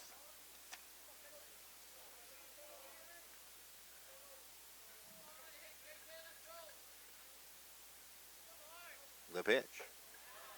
Breaking pitch, a beauty, inside corner, strike.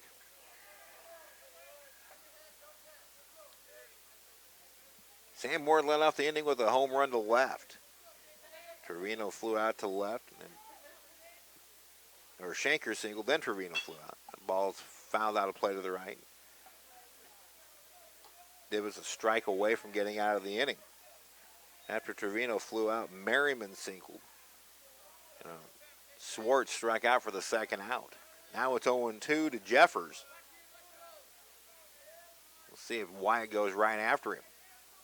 He has for pretty much throughout the day.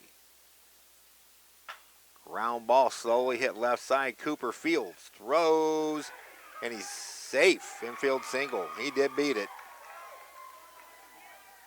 Slowly hit ball. And Jeffers hustled down the line. So that's 4 hits, and then the bases are loaded with 2 outs. Some eyes looking down to the pen to see if Will Irvin's ready. It'll be Sam Donnell, the catcher, the 8-hole hitter. Okay, my bad. Jaden Simmons throwing, my bad.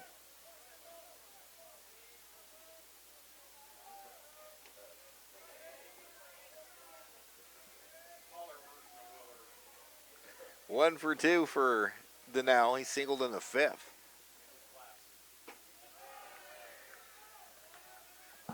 Mine aren't on right now.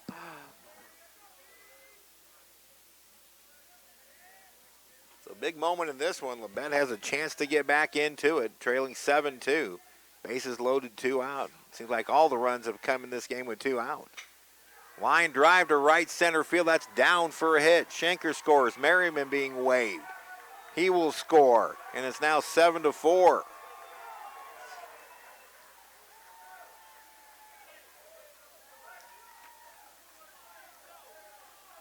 So it's a ball game again. As Donnell with his second straight hit drives in 2. Jeffers goes first to third. Merriman and Schenker both score.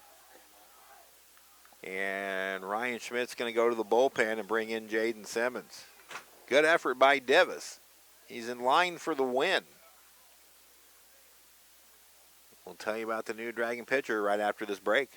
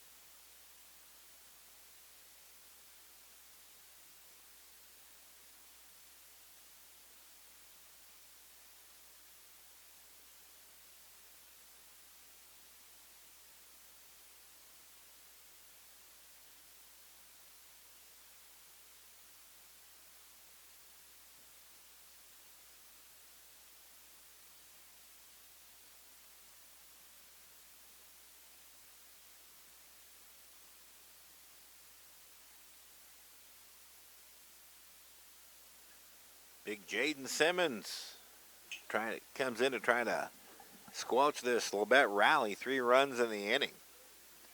Wyatt Davis will work 5 2/3 innings. He's in line for the win, cannot lose it. Jaden Simmons 5-0 with a 3.31 ERA, making his 18th appearance of the season. 3 saves, 32 2/3 innings pitched, 32 hits, 14 runs, 12 earned. He has struck out 28 and walked 14, and opponents hitting .250. He comes in with 2 out and 2 on, runners at second and third. Labette has 3 already across in the inning, and he'll face 9-hole hitter Zach Stanley, who's 0 for 2.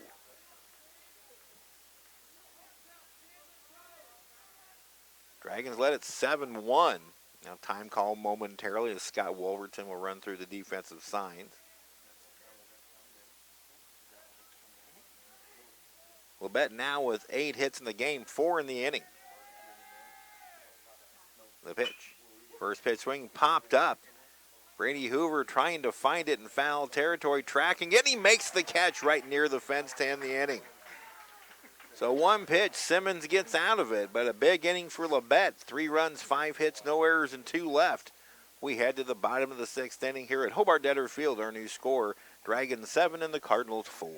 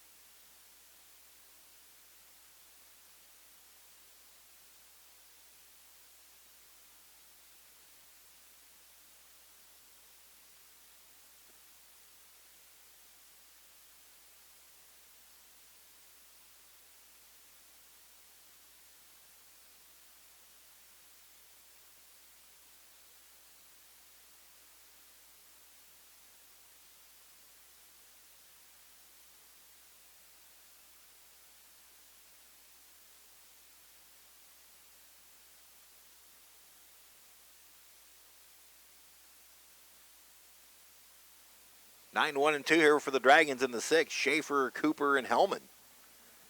Labette's back in it with a 3-run top of the 6th. A home run by Dax Sanborn and a 2-run, 2-out single by Sam Donnell. So now the game is in the hands of the Dragon bullpen. Brock Schaefer 1 for 2. And he will face Kurt Phillips, who's out there for his 6th inning. Through 5 innings, Schaefer has given up 10 hits, 7 earned runs. He has struck out 5 and walked 2 and has thrown 75 pitches.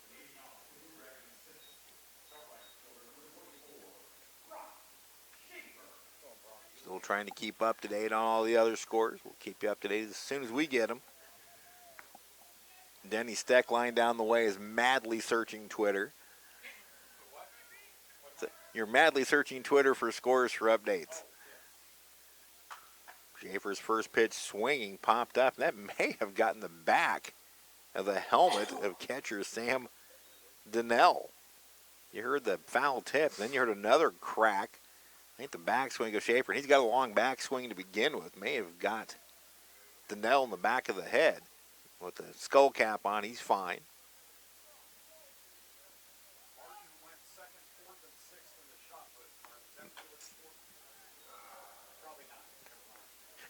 Run rolled foul, and it's nothing. And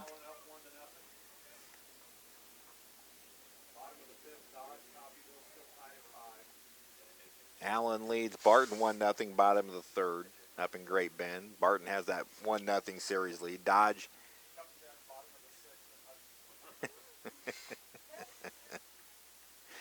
5-5 Dodge City in Coffeyville in the 3rd. The pitch. Got him swinging. 6 strikeouts now for Phillips. And there's 1 away here in the 6th. And Shane Cooper makes his 4th plate appearance of the game.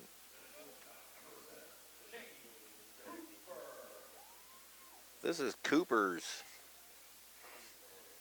10th plate appearance of the series so far. He had 6 yesterday and going 3 for 5. He was walked once. Coop 2 for 2 with a walk and 2 runs scored.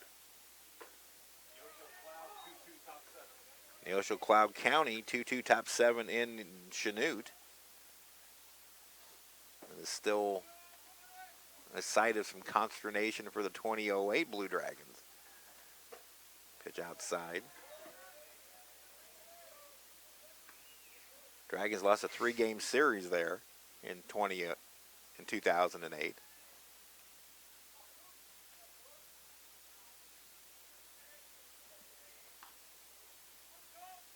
Phillips into the line, the 1-1 to Coop.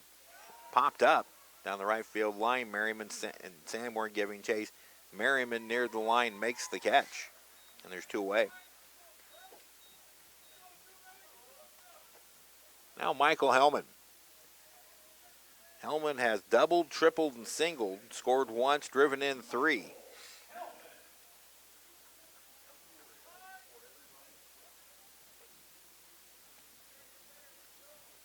First time today, Hellman will hit with nobody on base.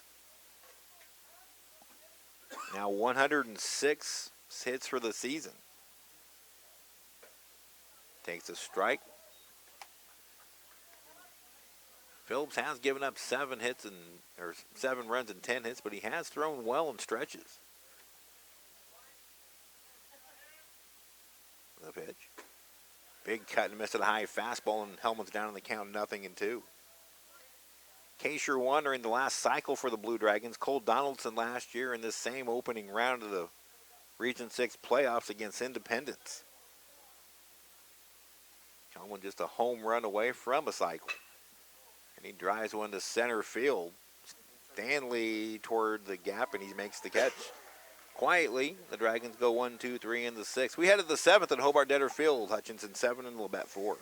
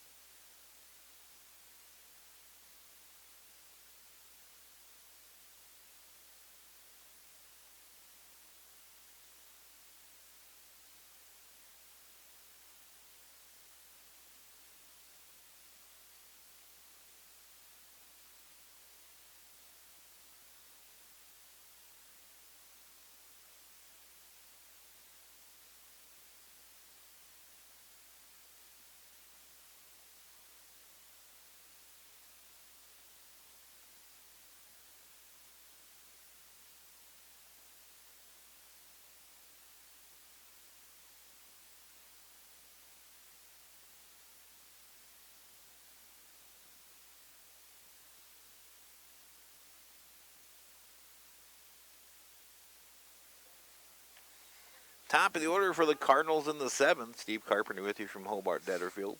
Hutchinson won game 1 yesterday, 13-3 in 8 innings. Led at 1.7-1 today. Now it's 7-4. Zach Keller is 0 for 3. And he takes a strike from Jaden Simmons. Gets you an official line on Wyatt Divis now. He stays in the game as the designated hitter. There's the 0-1. That pitch bounces in. Divis's final line, 5 2/3 innings, 8 hits allowed, 4 earned runs. He struck out 7 and walked 1 in exactly 100 pitches. Simmons made 1 pitch to get out of the 6th. Now it's 2-1 to Keller.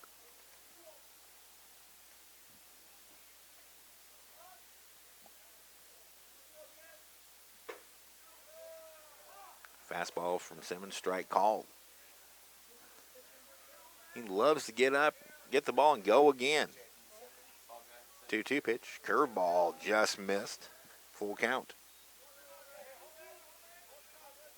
Simmons 5-0 with 3 saves. He's had some up and down moments in the last few weeks. There's a swing and a foul ball.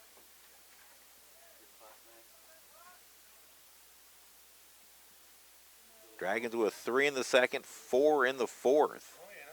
Labette with a single run in the 1st and 3 in the 6th. Ball 4. Inauspicious start to the 7th, a leadoff walk.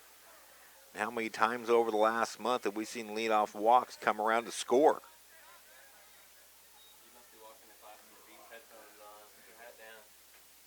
Now Dax Sanborn, he homered his last time up. 2 for 3 on the afternoon. 3 for 6 in the series.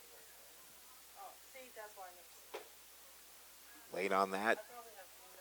Simmons fastball is 0-1.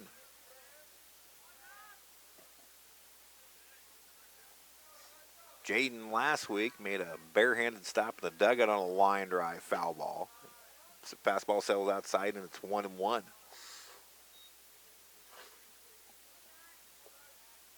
He's one of the characters on this 2017 Blue Dragon team.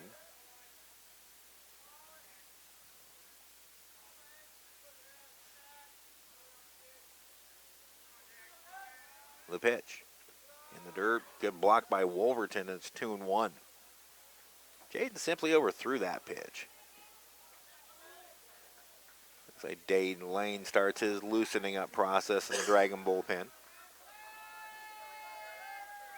He has become the Dragon closer. 7 saves for the season. 2-1 pitch. Swinging a pop-up. Wolverton giving chase, but it lands on the roof, and it's 2-2.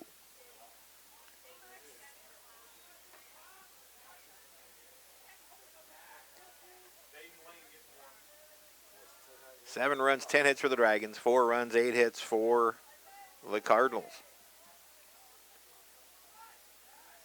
So a lot of work to be done before the Dragons can put this one in the books.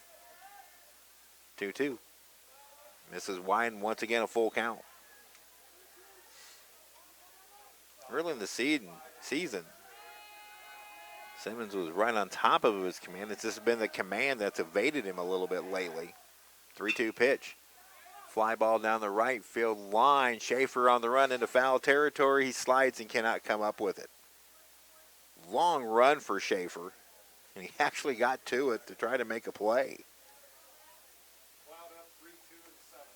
Cloud County takes a 3-2 lead over Neosho County in the 7th. Game number 2 at Chanute. Now it's 5-2 Cloud County. So the T-Birds trying to tie that series up and send it to a decisive 3rd game. 3-2 to Sanborn. Runner goes. Check swing foul. That might have been interesting. If that thing would have been pulled a little more toward Brady Hoover, that would have been an easy double play if he could have made it. But it was check swing foul over toward the fence, and Brady had no chance.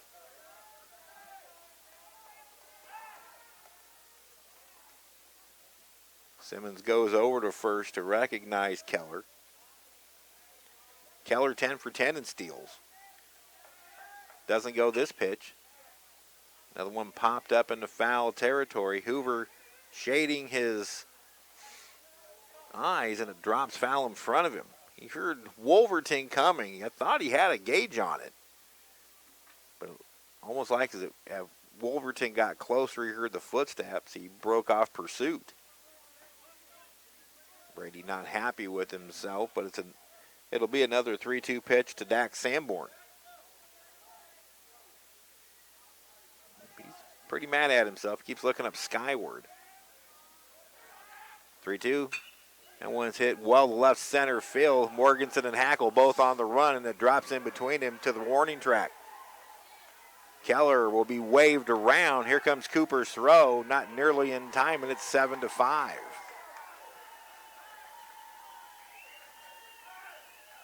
So Keller scores from first on Sanborn's double. His second RBI of the game, second hit of the game. Check that, 3rd hit of the game. And this game inches a little bit closer. Labette with the last 4 runs of the game.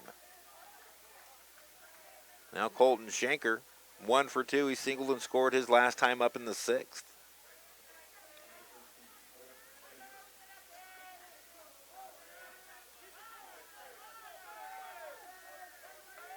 Simmons pitch. Fastball outside corner, a strike called.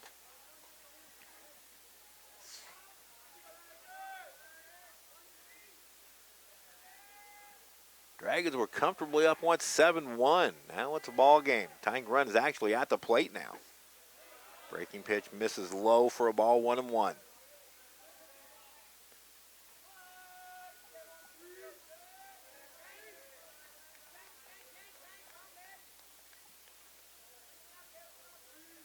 We said yesterday, we've mentioned it throughout the series, it's a very scrappy Labette team. Curveball for a strike, and it's 1-2 to Schenker. 17-31 record for Labette, excuse me. Can't take a team from the Jayhawks lightly. 1-2 pitch. Well hit to center field, but Hackle has it measured. Back a few, makes the catch. Tagging is Sanborn, he's there now with one away.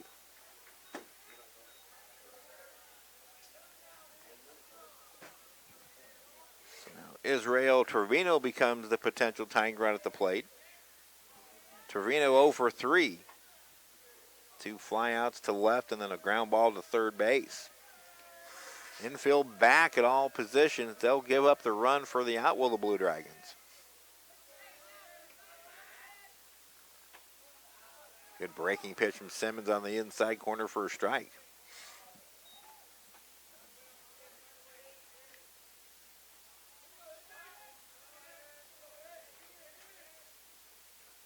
That pitch kicks away, but not far enough for Sanborn to come down the line. Simmons got him quickly to cover the base. Good hustle by Scott Wolverton to go chase that down. It kicked to his right. Maybe 10 feet.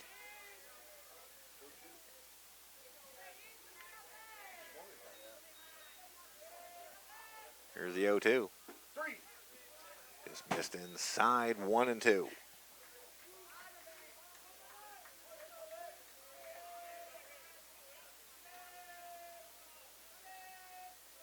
Simmons checks the runner, now delivers 1-2 pitch. Spoiled again. Boy, the Cardinals have spoiled a lot of 2-strike pitches today. Led to Davis maybe running out of juice an inning or so earlier than he might ordinarily have. He had thrown a lot of pitches late. 1-2 pitch, curveball, ground ball. Played by Caden Delgate. He holds the runner, throws to first. Nice scoop by Brady Hoover in time for out number 2. That was played perfectly by Caden Delgate. He held the runner at third. And then throws out for Trevino for out number 2. Now Dak Merriman. We'll see what Ryan Schmidt wants to do. 4 hits in the series. Made that 5 hits in the series. 2 for 3 today. They're going to pitch to him.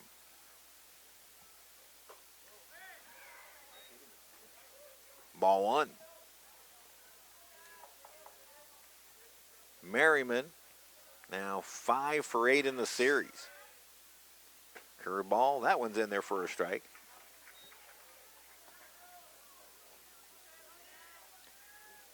Last 6 hits of the game have all belonged to Labette.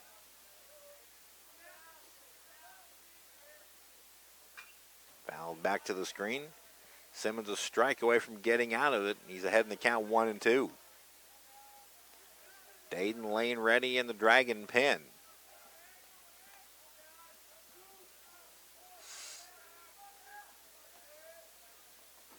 Here's the pitch.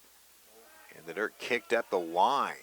Wolverton kept it in front of him. Another nice job by Scott Wolverton saving a run. That's twice in this inning.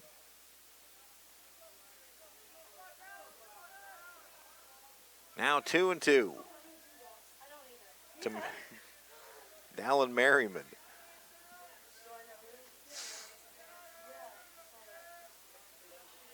Simmons comes set and delivers. Slider misses and it's a full count.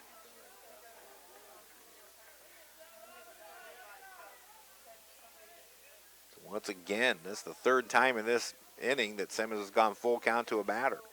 Here's the payoff. Ground ball outside of first.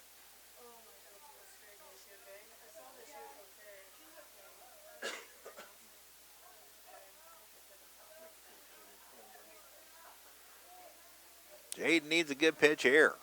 Trying to squelch the momentum Labette has built. There's the payoff pitch. That's lined to right field, a base hit. This is a 1-run game. Simmons got up with the pitch. Merriman goes the other way. Back-to-back 3-hit games. Each team now with 10 hits, and this is a 1-run game, 7-6. Sam Schwartz, the third baseman, 3 strikeouts and 3 at-bats. So another 2-out run scored in this game. And Ryan Schmidt comes out. Hasn't made the call to the pen yet. And just did. Dayton Lane's going to be the new pitcher. We'll tell you about him after this break.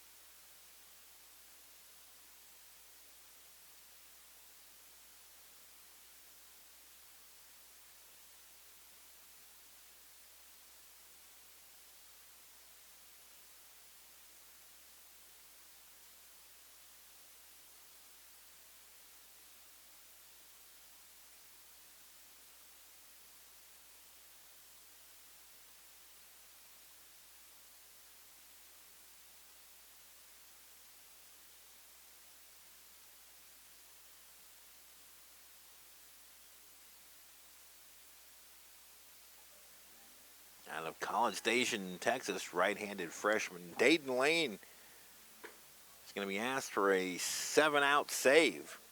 Team's leader in saves with 7. Lane 2-1 on for the 18th time with 3.26 earned run average. 24 2/3 innings pitched for Dayton Lane. He's allowed 23 hits, 12 runs and 9 earned runs.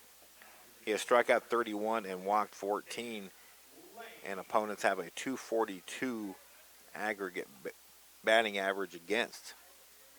Comes in with a tying run on base, 2 outs in the top of the 7th, 7-6 Hutchinson. Sam Schwartz, the batter, he has struck out 3 times. And Lane delivers strike 1. Lane had 1 save last week against Pratt, his 7th of the year. Breaking pitch, and that one kicks away from Wolverton. He didn't even have a chance. Merriman, the tying run, now at second base on the wild pitch. Lane uncorks his 8th wild pitch of the year, and that's the 77th for the team this season. It's now tied 10 apiece.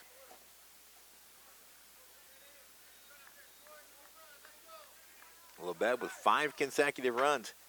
Little looper past the diving Cooper in the center. Hackle comes up throwing. Here comes the throw. It's way up the line, and we're tied at 7.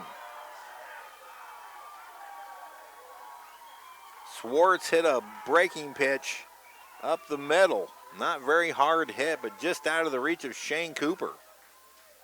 Merriman scores, and we are tied at 7.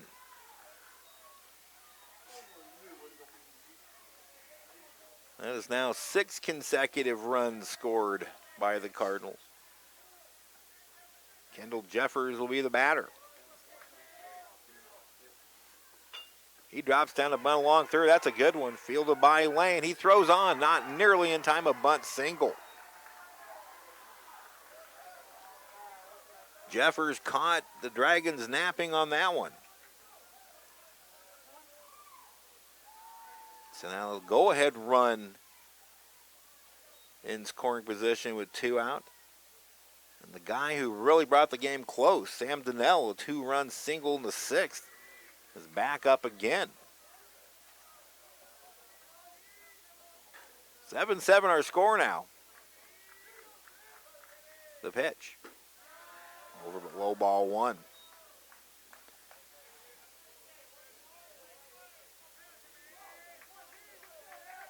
So Wyatt Davis will get a no decision now. Both starters are off, Labette starter's still in there.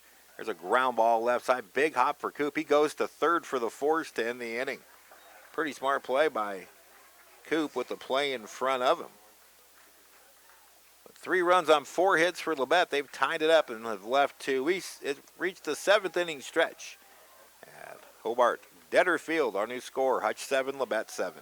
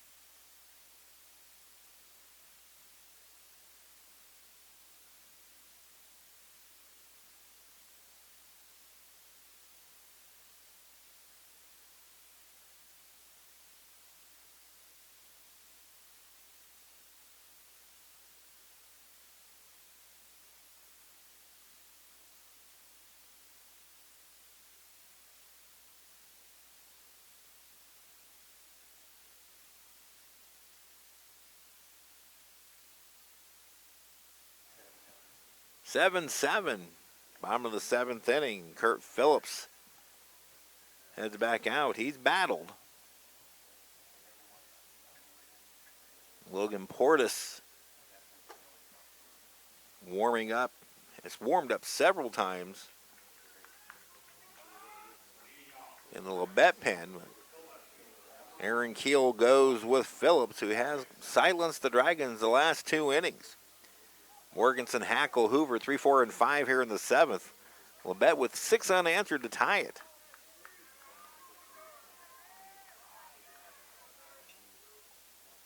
First pitch to Bobby Morganson is taken low and outside, ball 1. Morganson, his last time up, a 3-run home run in the 4th. That made it 7-1. Only 1 hit since then off of Phillips. Here's the 1-0. High fly ball, shallow left. Kendall Jeffers breaks to as Bright now comes in to make the catch for the first out of the 7th. Now Nolan Hackle. Hack's not had a good day at the plate.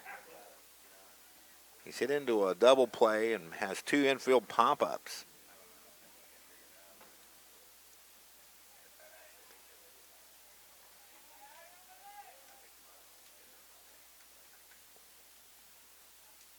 Phillips pitch.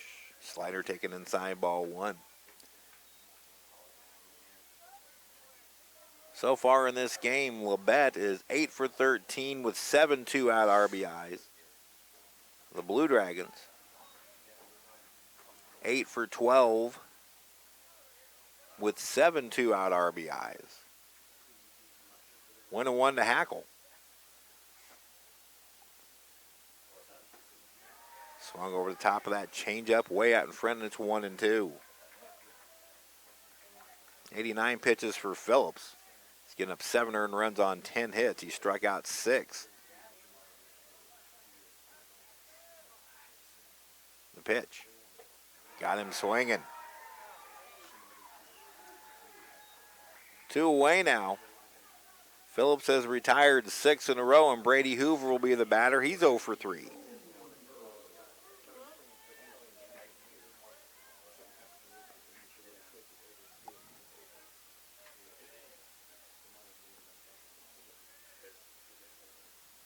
Phillips into the wind. Hoover's first pitch swinging fouls it back. Dragons have kind of got back on their heels. Darned old human nature.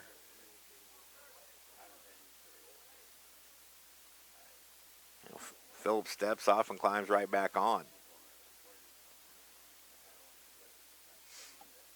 Here's the pitch. Taken upstairs for a ball, 1-1 to Hoover. Hoover trying to extend his hitting streak. He's hitting 8 straight. Several Dragons with 8 or 9 game hitting streaks riding coming into this one. 1-1 pitch, inside, 2-1. Coming into the day, Hellman had an 8-game hitting streak. That has been extended. Hackle trying to extend a 9. He's 0 for 3. Davis has extended his hitting streak to 10. Wolverton looking to extend his hitting streak to 6 as Hoover swings and misses at a high fastball, and it's 2-2.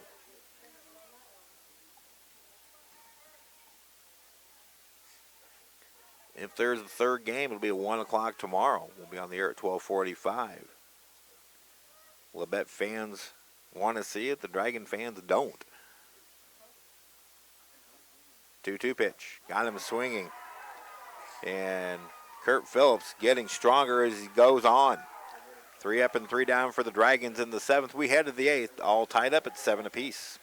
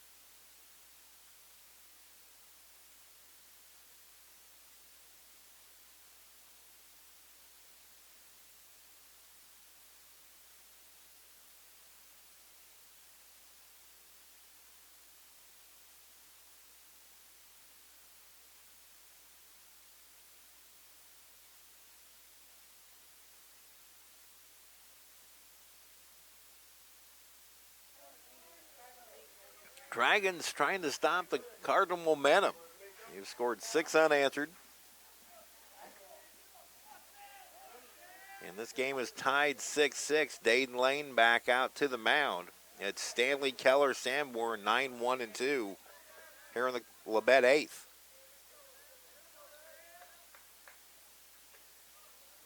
Good off-speed pitcher, strike one. Stanley is 0 for 3. Ground out, struck out, and fouled out. It's a chopper along third, but it lands foul. 0-2 the count. Dragons starting their 2017 run at a bid for a 4th Region 6 championship in program history. 0-2 pitch, got him swinging on 3 pitches, 1 away. First strikeout for Dayton Lane. Now Zach Keller. Keller 0 for 3. He led off the 7th with a walk and scored.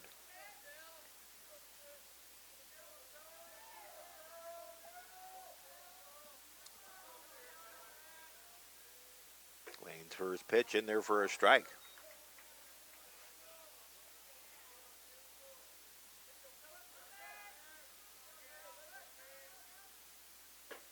The pitch misses and it's 1-1. Dragons won Region 6 titles in 1975, the program's first year of existence. They did not go to the World Series, however, in 75. Strike and 1-2. They lost to Lamar, Colorado in a by-district playoff. Lamar went to the World Series in 75. 1-2 pitch. That one way outside and in the dirt. 2-2. Blue Dragons in 2005 had to come through the losers bracket to advance to Grand Junction for the first time. They had to beat Garden City. They had to beat Cowley in the losers bracket final, and then Garden City twice. Did so. Went 1-2 in Grand Junction in 2005. There's a high fly toward the right field line. Brock Schaefer got it, and there's 2 away.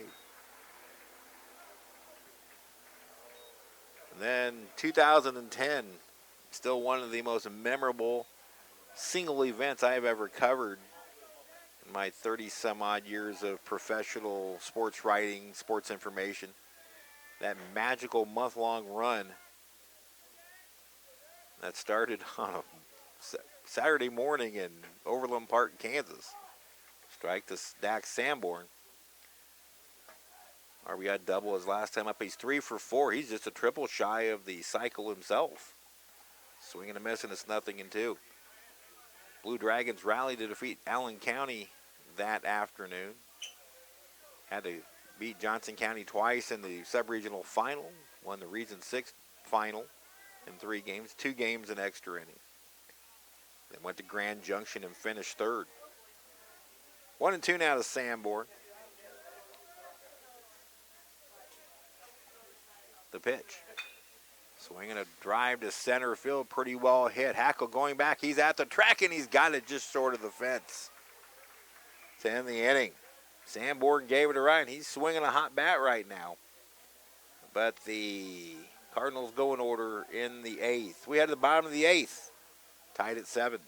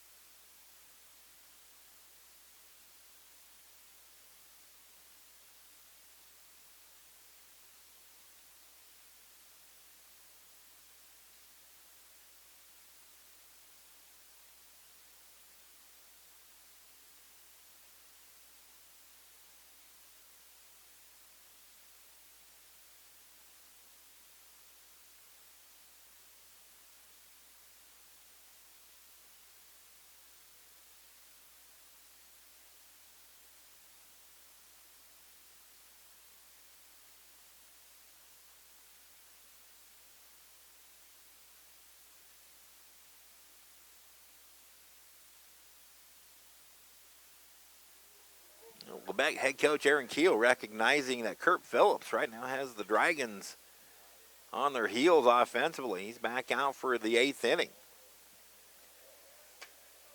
Phillips came in with a record of 3-4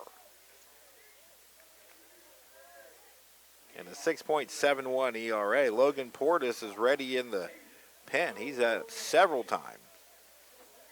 It is Doge, Divis, and Wolverton here in the 8th. 7-7 the score.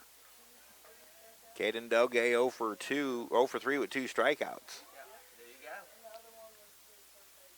Here's the pitch. Went around. Strike 1. Dragons now have been out hit 12-10. They had a 10-4 advantage in hits just a few innings ago, but the Cardinals came to life in the 6th. 0-1. High pop in the infield. Foul territory now. See who takes charge. It drops foul. Nobody could find it. It landed just an inch foul. So Doge gets new life despite being down in the count 0-2. So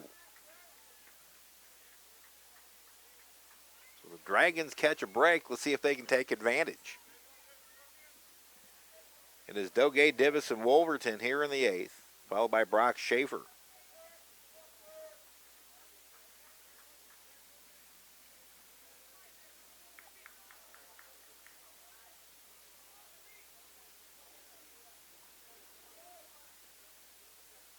Phillips into the wind. That curveball misses, or slider misses away 1-2. Pitch count now for Phillips up to 98. So pitch count wise, he's fine. 98 pitches into the 8th is not off the charts horrible. 1-2. Ball's lifted to right field, pretty well hit. Merriman going back, he's at the track, he looks up, and it's gone! The Dragons have the lead on a Doge home run. Opposite field shot, he looks back to make sure, but the Dragons take the lead on Caden Doge's 41st career home run, his 10th of the year, first in 2 weeks. And that's great to see him go the other way, and it just barely cleared to the right of the 380 sign. So the Dragons lead at 8-7 now. Wyatt Divis will be the batter. That's a momentum crusher if there ever was one. This ball is starting to carry at Hobart-Detter Field, much like it does during the Monarchs season. It's got that summer carry to it. So 8-7 Dragons as Divis steps in. Strike on the outside corner on pitch number 100.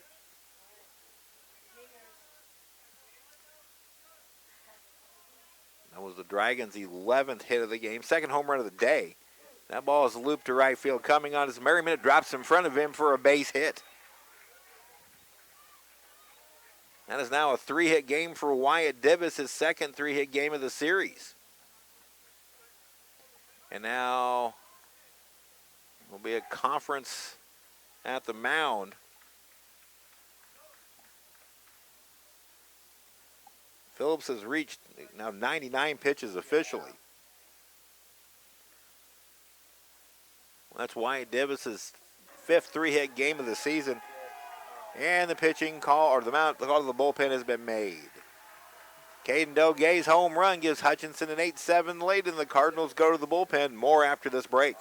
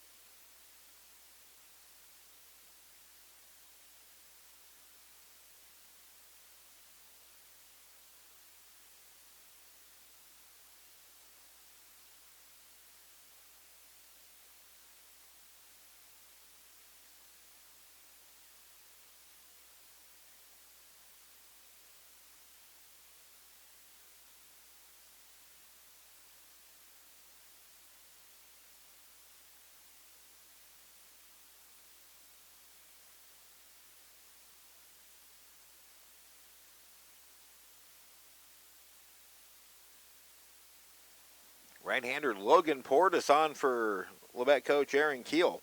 5'10", 195-pound freshman from Houston, Texas. Portis with a record of 4-5 and a 4.73 earned run average. That's the best ERA on the team. Portis on for the 17th overall time, 7th out of the bullpen. Portis has thrown 59 innings this year, allowed 62 hits, 53 runs, only 31 earned. He has struck out 65 but walked 40. He comes into the game with Scott Wolverton batting, Wyatt Davis, who has singled. Kurt Phillips, the starter, gave up the leadoff home run to Caden Doge. And gave Hutchinson an 8-7 lead.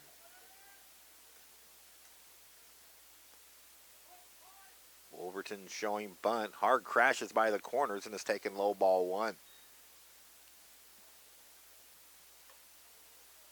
Wolverton this afternoon extended his hitting streak to 7 games with a 4th inning double. He's 1 for 3.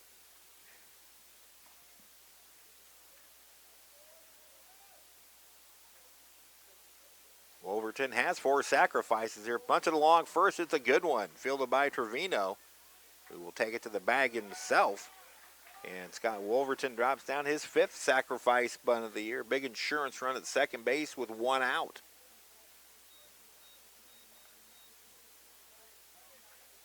Earlier today, Blue Dragon softball run-ruled the Labette softball team in the opening round of the District E tournament in Topeka. They now play Cowley at 4 p.m. in the winner's bracket final. Guarantee that games will be a little bit behind. Here's Brock Schaefer. Pitch taken low ball one. That's the fourth set of games, so I'll guarantee you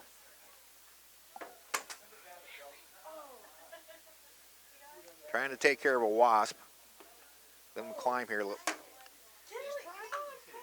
There's a line drive to right field. Coming on is Merriman. He makes the catch. Little wasp issue here in the press box. Oh my gosh, he finally killed it. So Schaefer lines out to right, hit it well. Now Shane Cooper.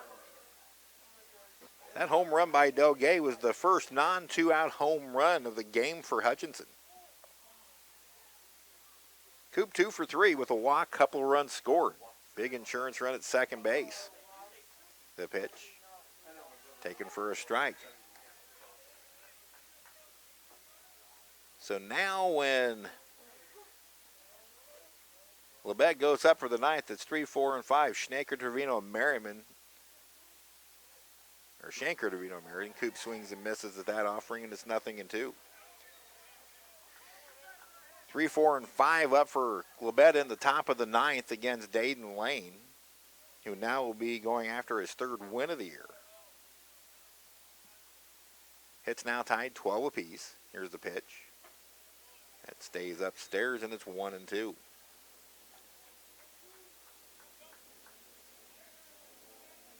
Dragons going for the sweep. Labette looking to extend the series and the season.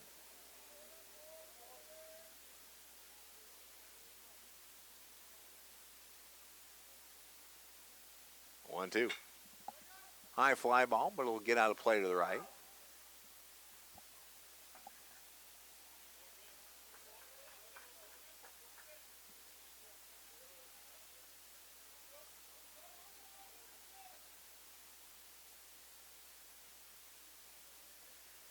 With the inclusion of Independence last year, let's see, Independence is not. Independence, I believe, is the only team that's never reached Wichita. 1-2 pitch, breaking pitch in the dirt. Good stop by Donnell. It stays 2-2.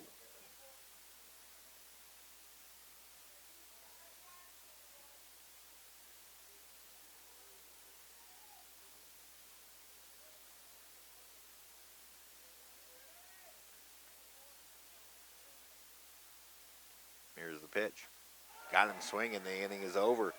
But Caden Doge, a leadoff home run to open the 8th, his 10th of the year. And now the Dragons go after the sweep. 3 outs away. After 8 at Hobart-Detter Field, it is the Dragons 8 and the Cardinals 7.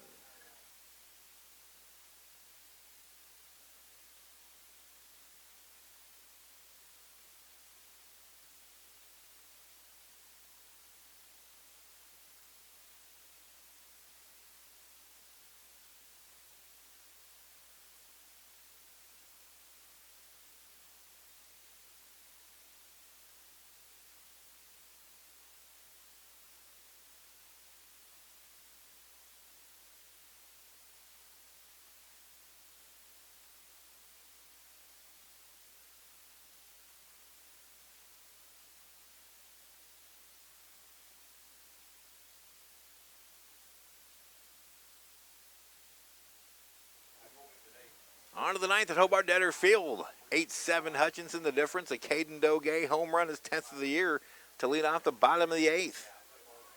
Dayton Lane will get the heart of the Labette order. Colton Schnaker, Israel Torino, and Dallin Merriman. Hits tied 12 apiece. Colton Schenker's 1 for 3. A walk in the first, a single and a run scored in the 6th. And Lane starts the 9th with a fastball low. Lane is the pitcher of record. Here's the pitch. Outside ball 2. This has been a tenacious Labette team this weekend. Went toward the gap in left center field. Hackle on the run. He'll chase it down in the gap for the first out. Hung up just in time for Hack. He chases it down for the first out, and Israel Trevino, the first baseman, steps in. Trevino 0 for 4. 2 fly balls to left field, 2 ground outs to third baseman Caden Doge. Trevino 0 for 8 in the series. First pitch swinging, lifts one to left field. Morganson drifting back. He's got it, and there's 2 away.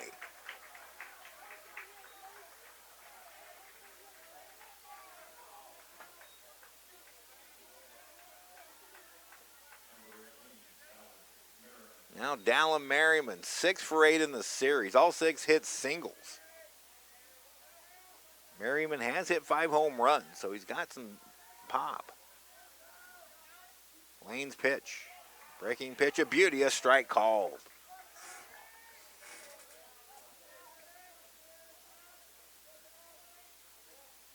The pitch. There's a ground ball to short. Cooper charges, fields, throws, and the Dragons are headed to Wichita. Blue Dragons win at 8-7. Not the true dog pile, but the Dragons get it done. Caden Doge homers in the bottom of the 8th. Dayton Lane gets the win.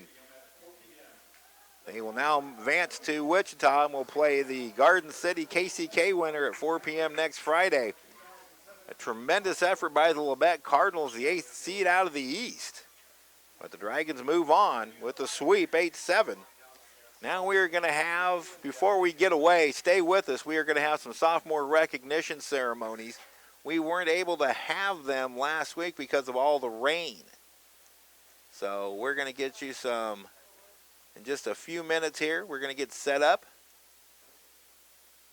Blue Dragons win at 8-7. Get the handshake. Okay. And we'll take this quick break.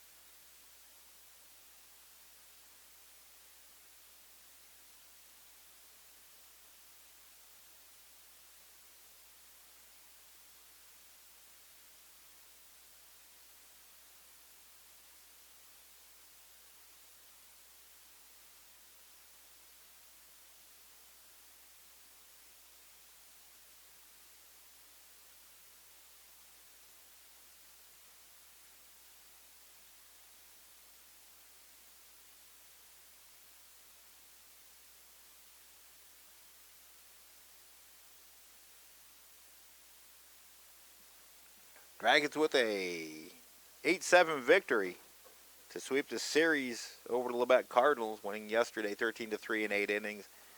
And now sweeping the series 8-7. Caden Doge with the leadoff home run at the bottom of the 8th. And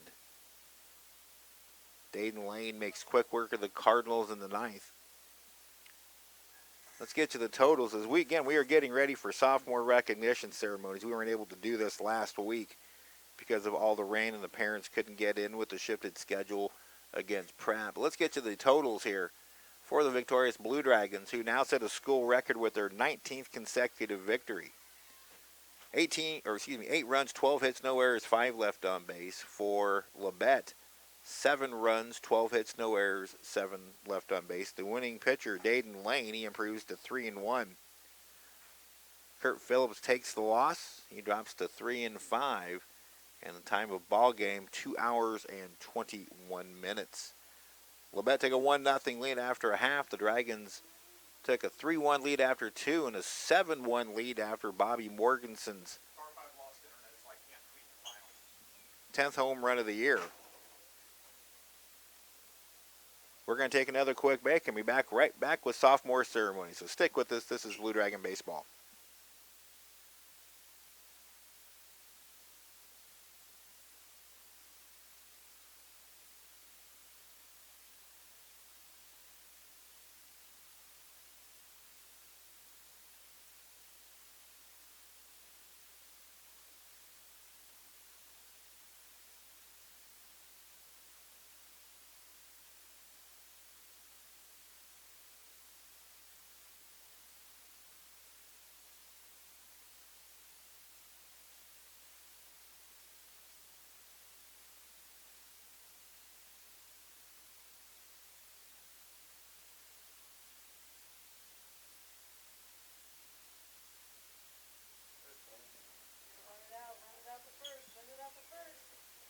Back at Hobart-Detter Field, getting set for sophomore recognition ceremonies. Again, we will have those momentarily, the team coming back in. After an 8-7 win here in game number 2 to sweep the series over the Labette Cardinals, 2-0, winning 13-3 and 8-7.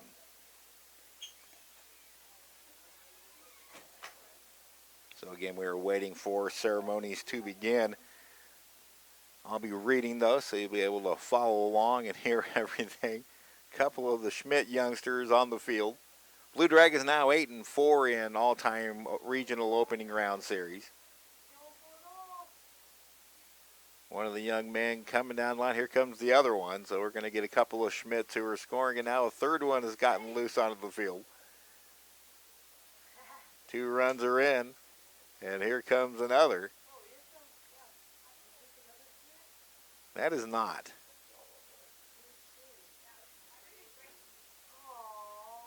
I believe she's related to Brady Hoover. What a sweetheart she is. So we're getting ready for sophomore ceremonies.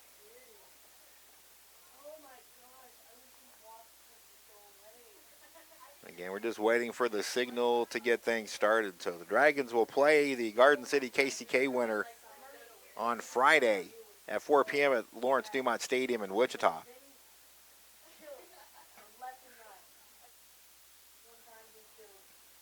We'll have all the coverage for you on the Blue Dragon Sports Network. Dragons heading there for the 2nd consecutive year. The Dragons have made it to Wichita in 3 of Ryan Schmidt's first 5 years.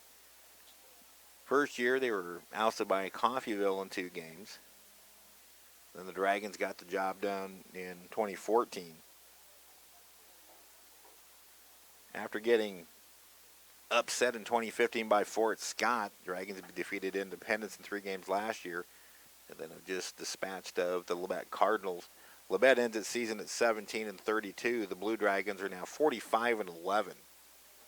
That's the 3rd most wins in program history. Again, we are just waiting for the high sign. They're getting all the people lined up, all the parents who are here.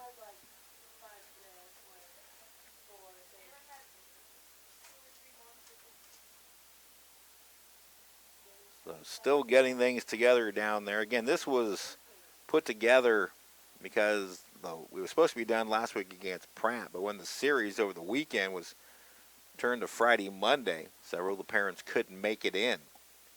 So we knew several would be in today and hoping that the Blue Dragons would win the series. Indeed, that happened. So we will have sophomore recognition.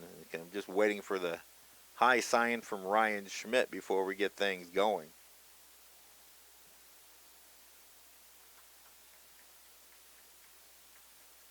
And I think we're getting close. The coaching staff coming out. Also, athletic director Josh Gooch will be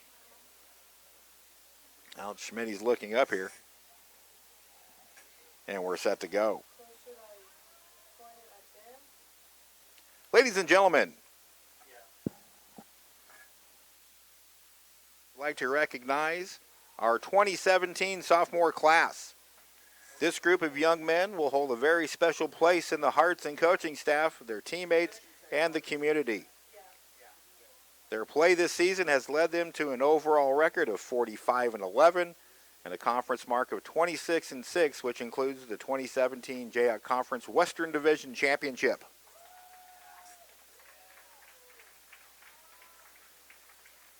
This group helped maintain a team GPA over 3.0 over the past 2 years.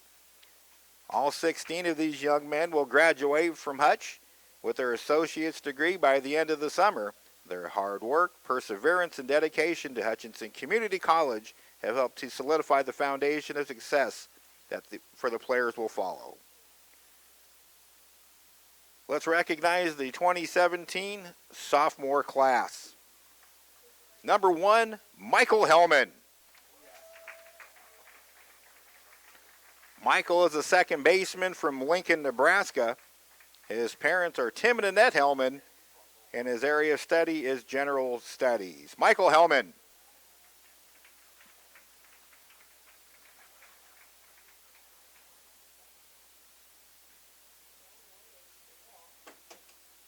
Next up, number 2, Jordan Henning. Jordan is an outfielder from Olathe, Kansas. His parents are Jeff and Michelle Henning, and Jordan is majoring in criminal justice. Jordan Henning.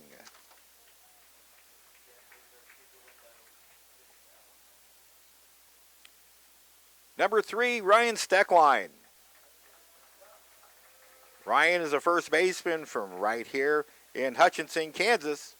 His parents are Denny and Michelle Steckline, and Ryan's major is in sports management. Ryan Steckline.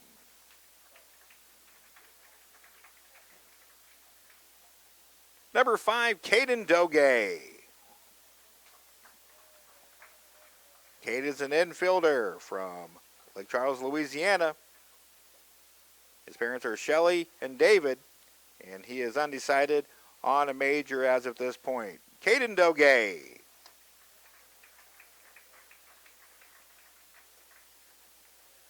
Number 6, Marquise Doherty. Marquise is a right fielder from Kansas City, Missouri. His parents are Denny and Chris Doherty. Marquise, area of study is business. Marquise Doherty.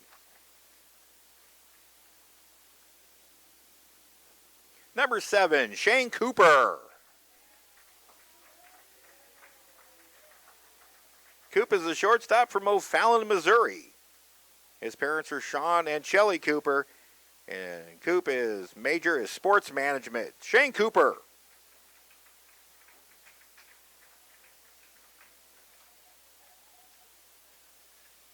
Next up, number 18, Brady Hoover.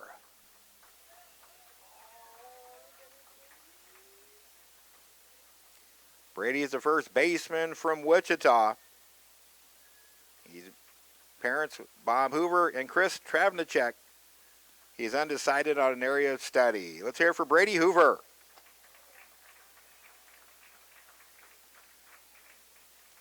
Next up, number 19, David Tudhope.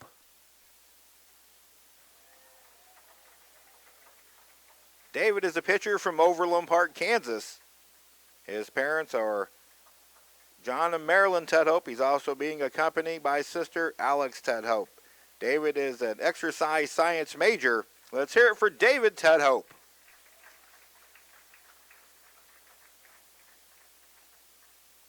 Number 20, TJ Egbarts. TJ is a right-handed pitcher from Valley, Nebraska. His parents are Randy and Tammy Egbarts, and TJ is studying business management. TJ Egbarts.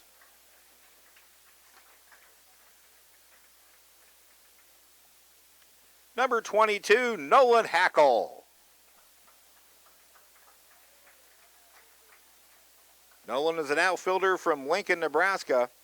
He is the son of Jim Hackle and the late Shelley Hackle, and his major is business administration. Let's hear it for Nolan Hackle.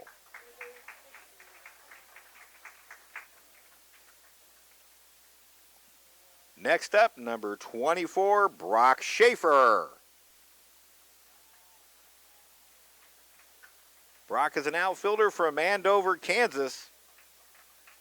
The parents are Scott and Judy Schaefer, and Brock is studying agricultural economics. Brock Schaefer.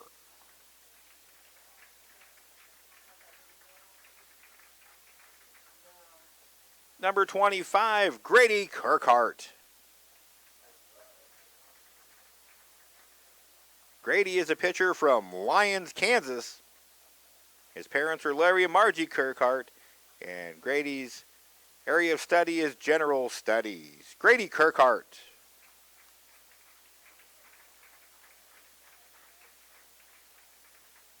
Number 26, Nolan Hoffman.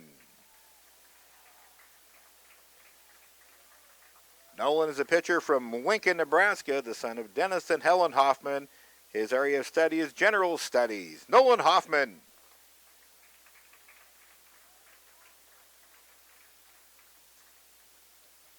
Next up, number 30, Ryan Junker. Ryan is a pitcher from Lincoln, Nebraska, the son of Kevin and Lisa Junker. Ryan is a business major. Let's hear it for Ryan Junker.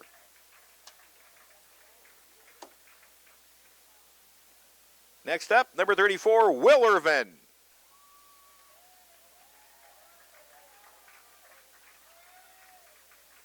Will is a right-handed pitcher from Junction City, Kansas. His parents are Mark and Mary Irvin, and he is a pre-med major. Let's hear it for Will Irvin.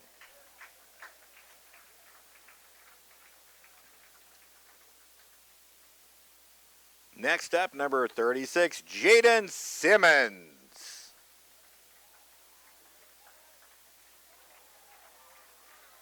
Jaden is a pitcher from Parker, Colorado, the son of Jason and Rhonda Simmons. Jaden is a business major. Let's hear it for Jaden Simmons.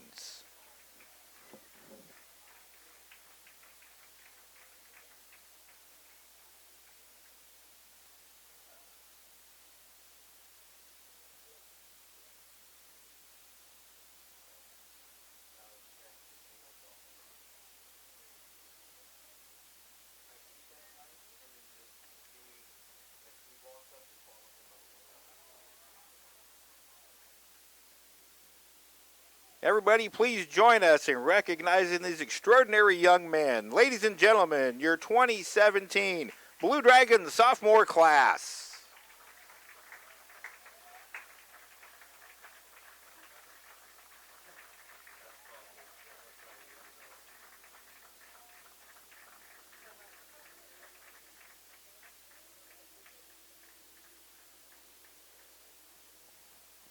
"15 sophomores being recognized.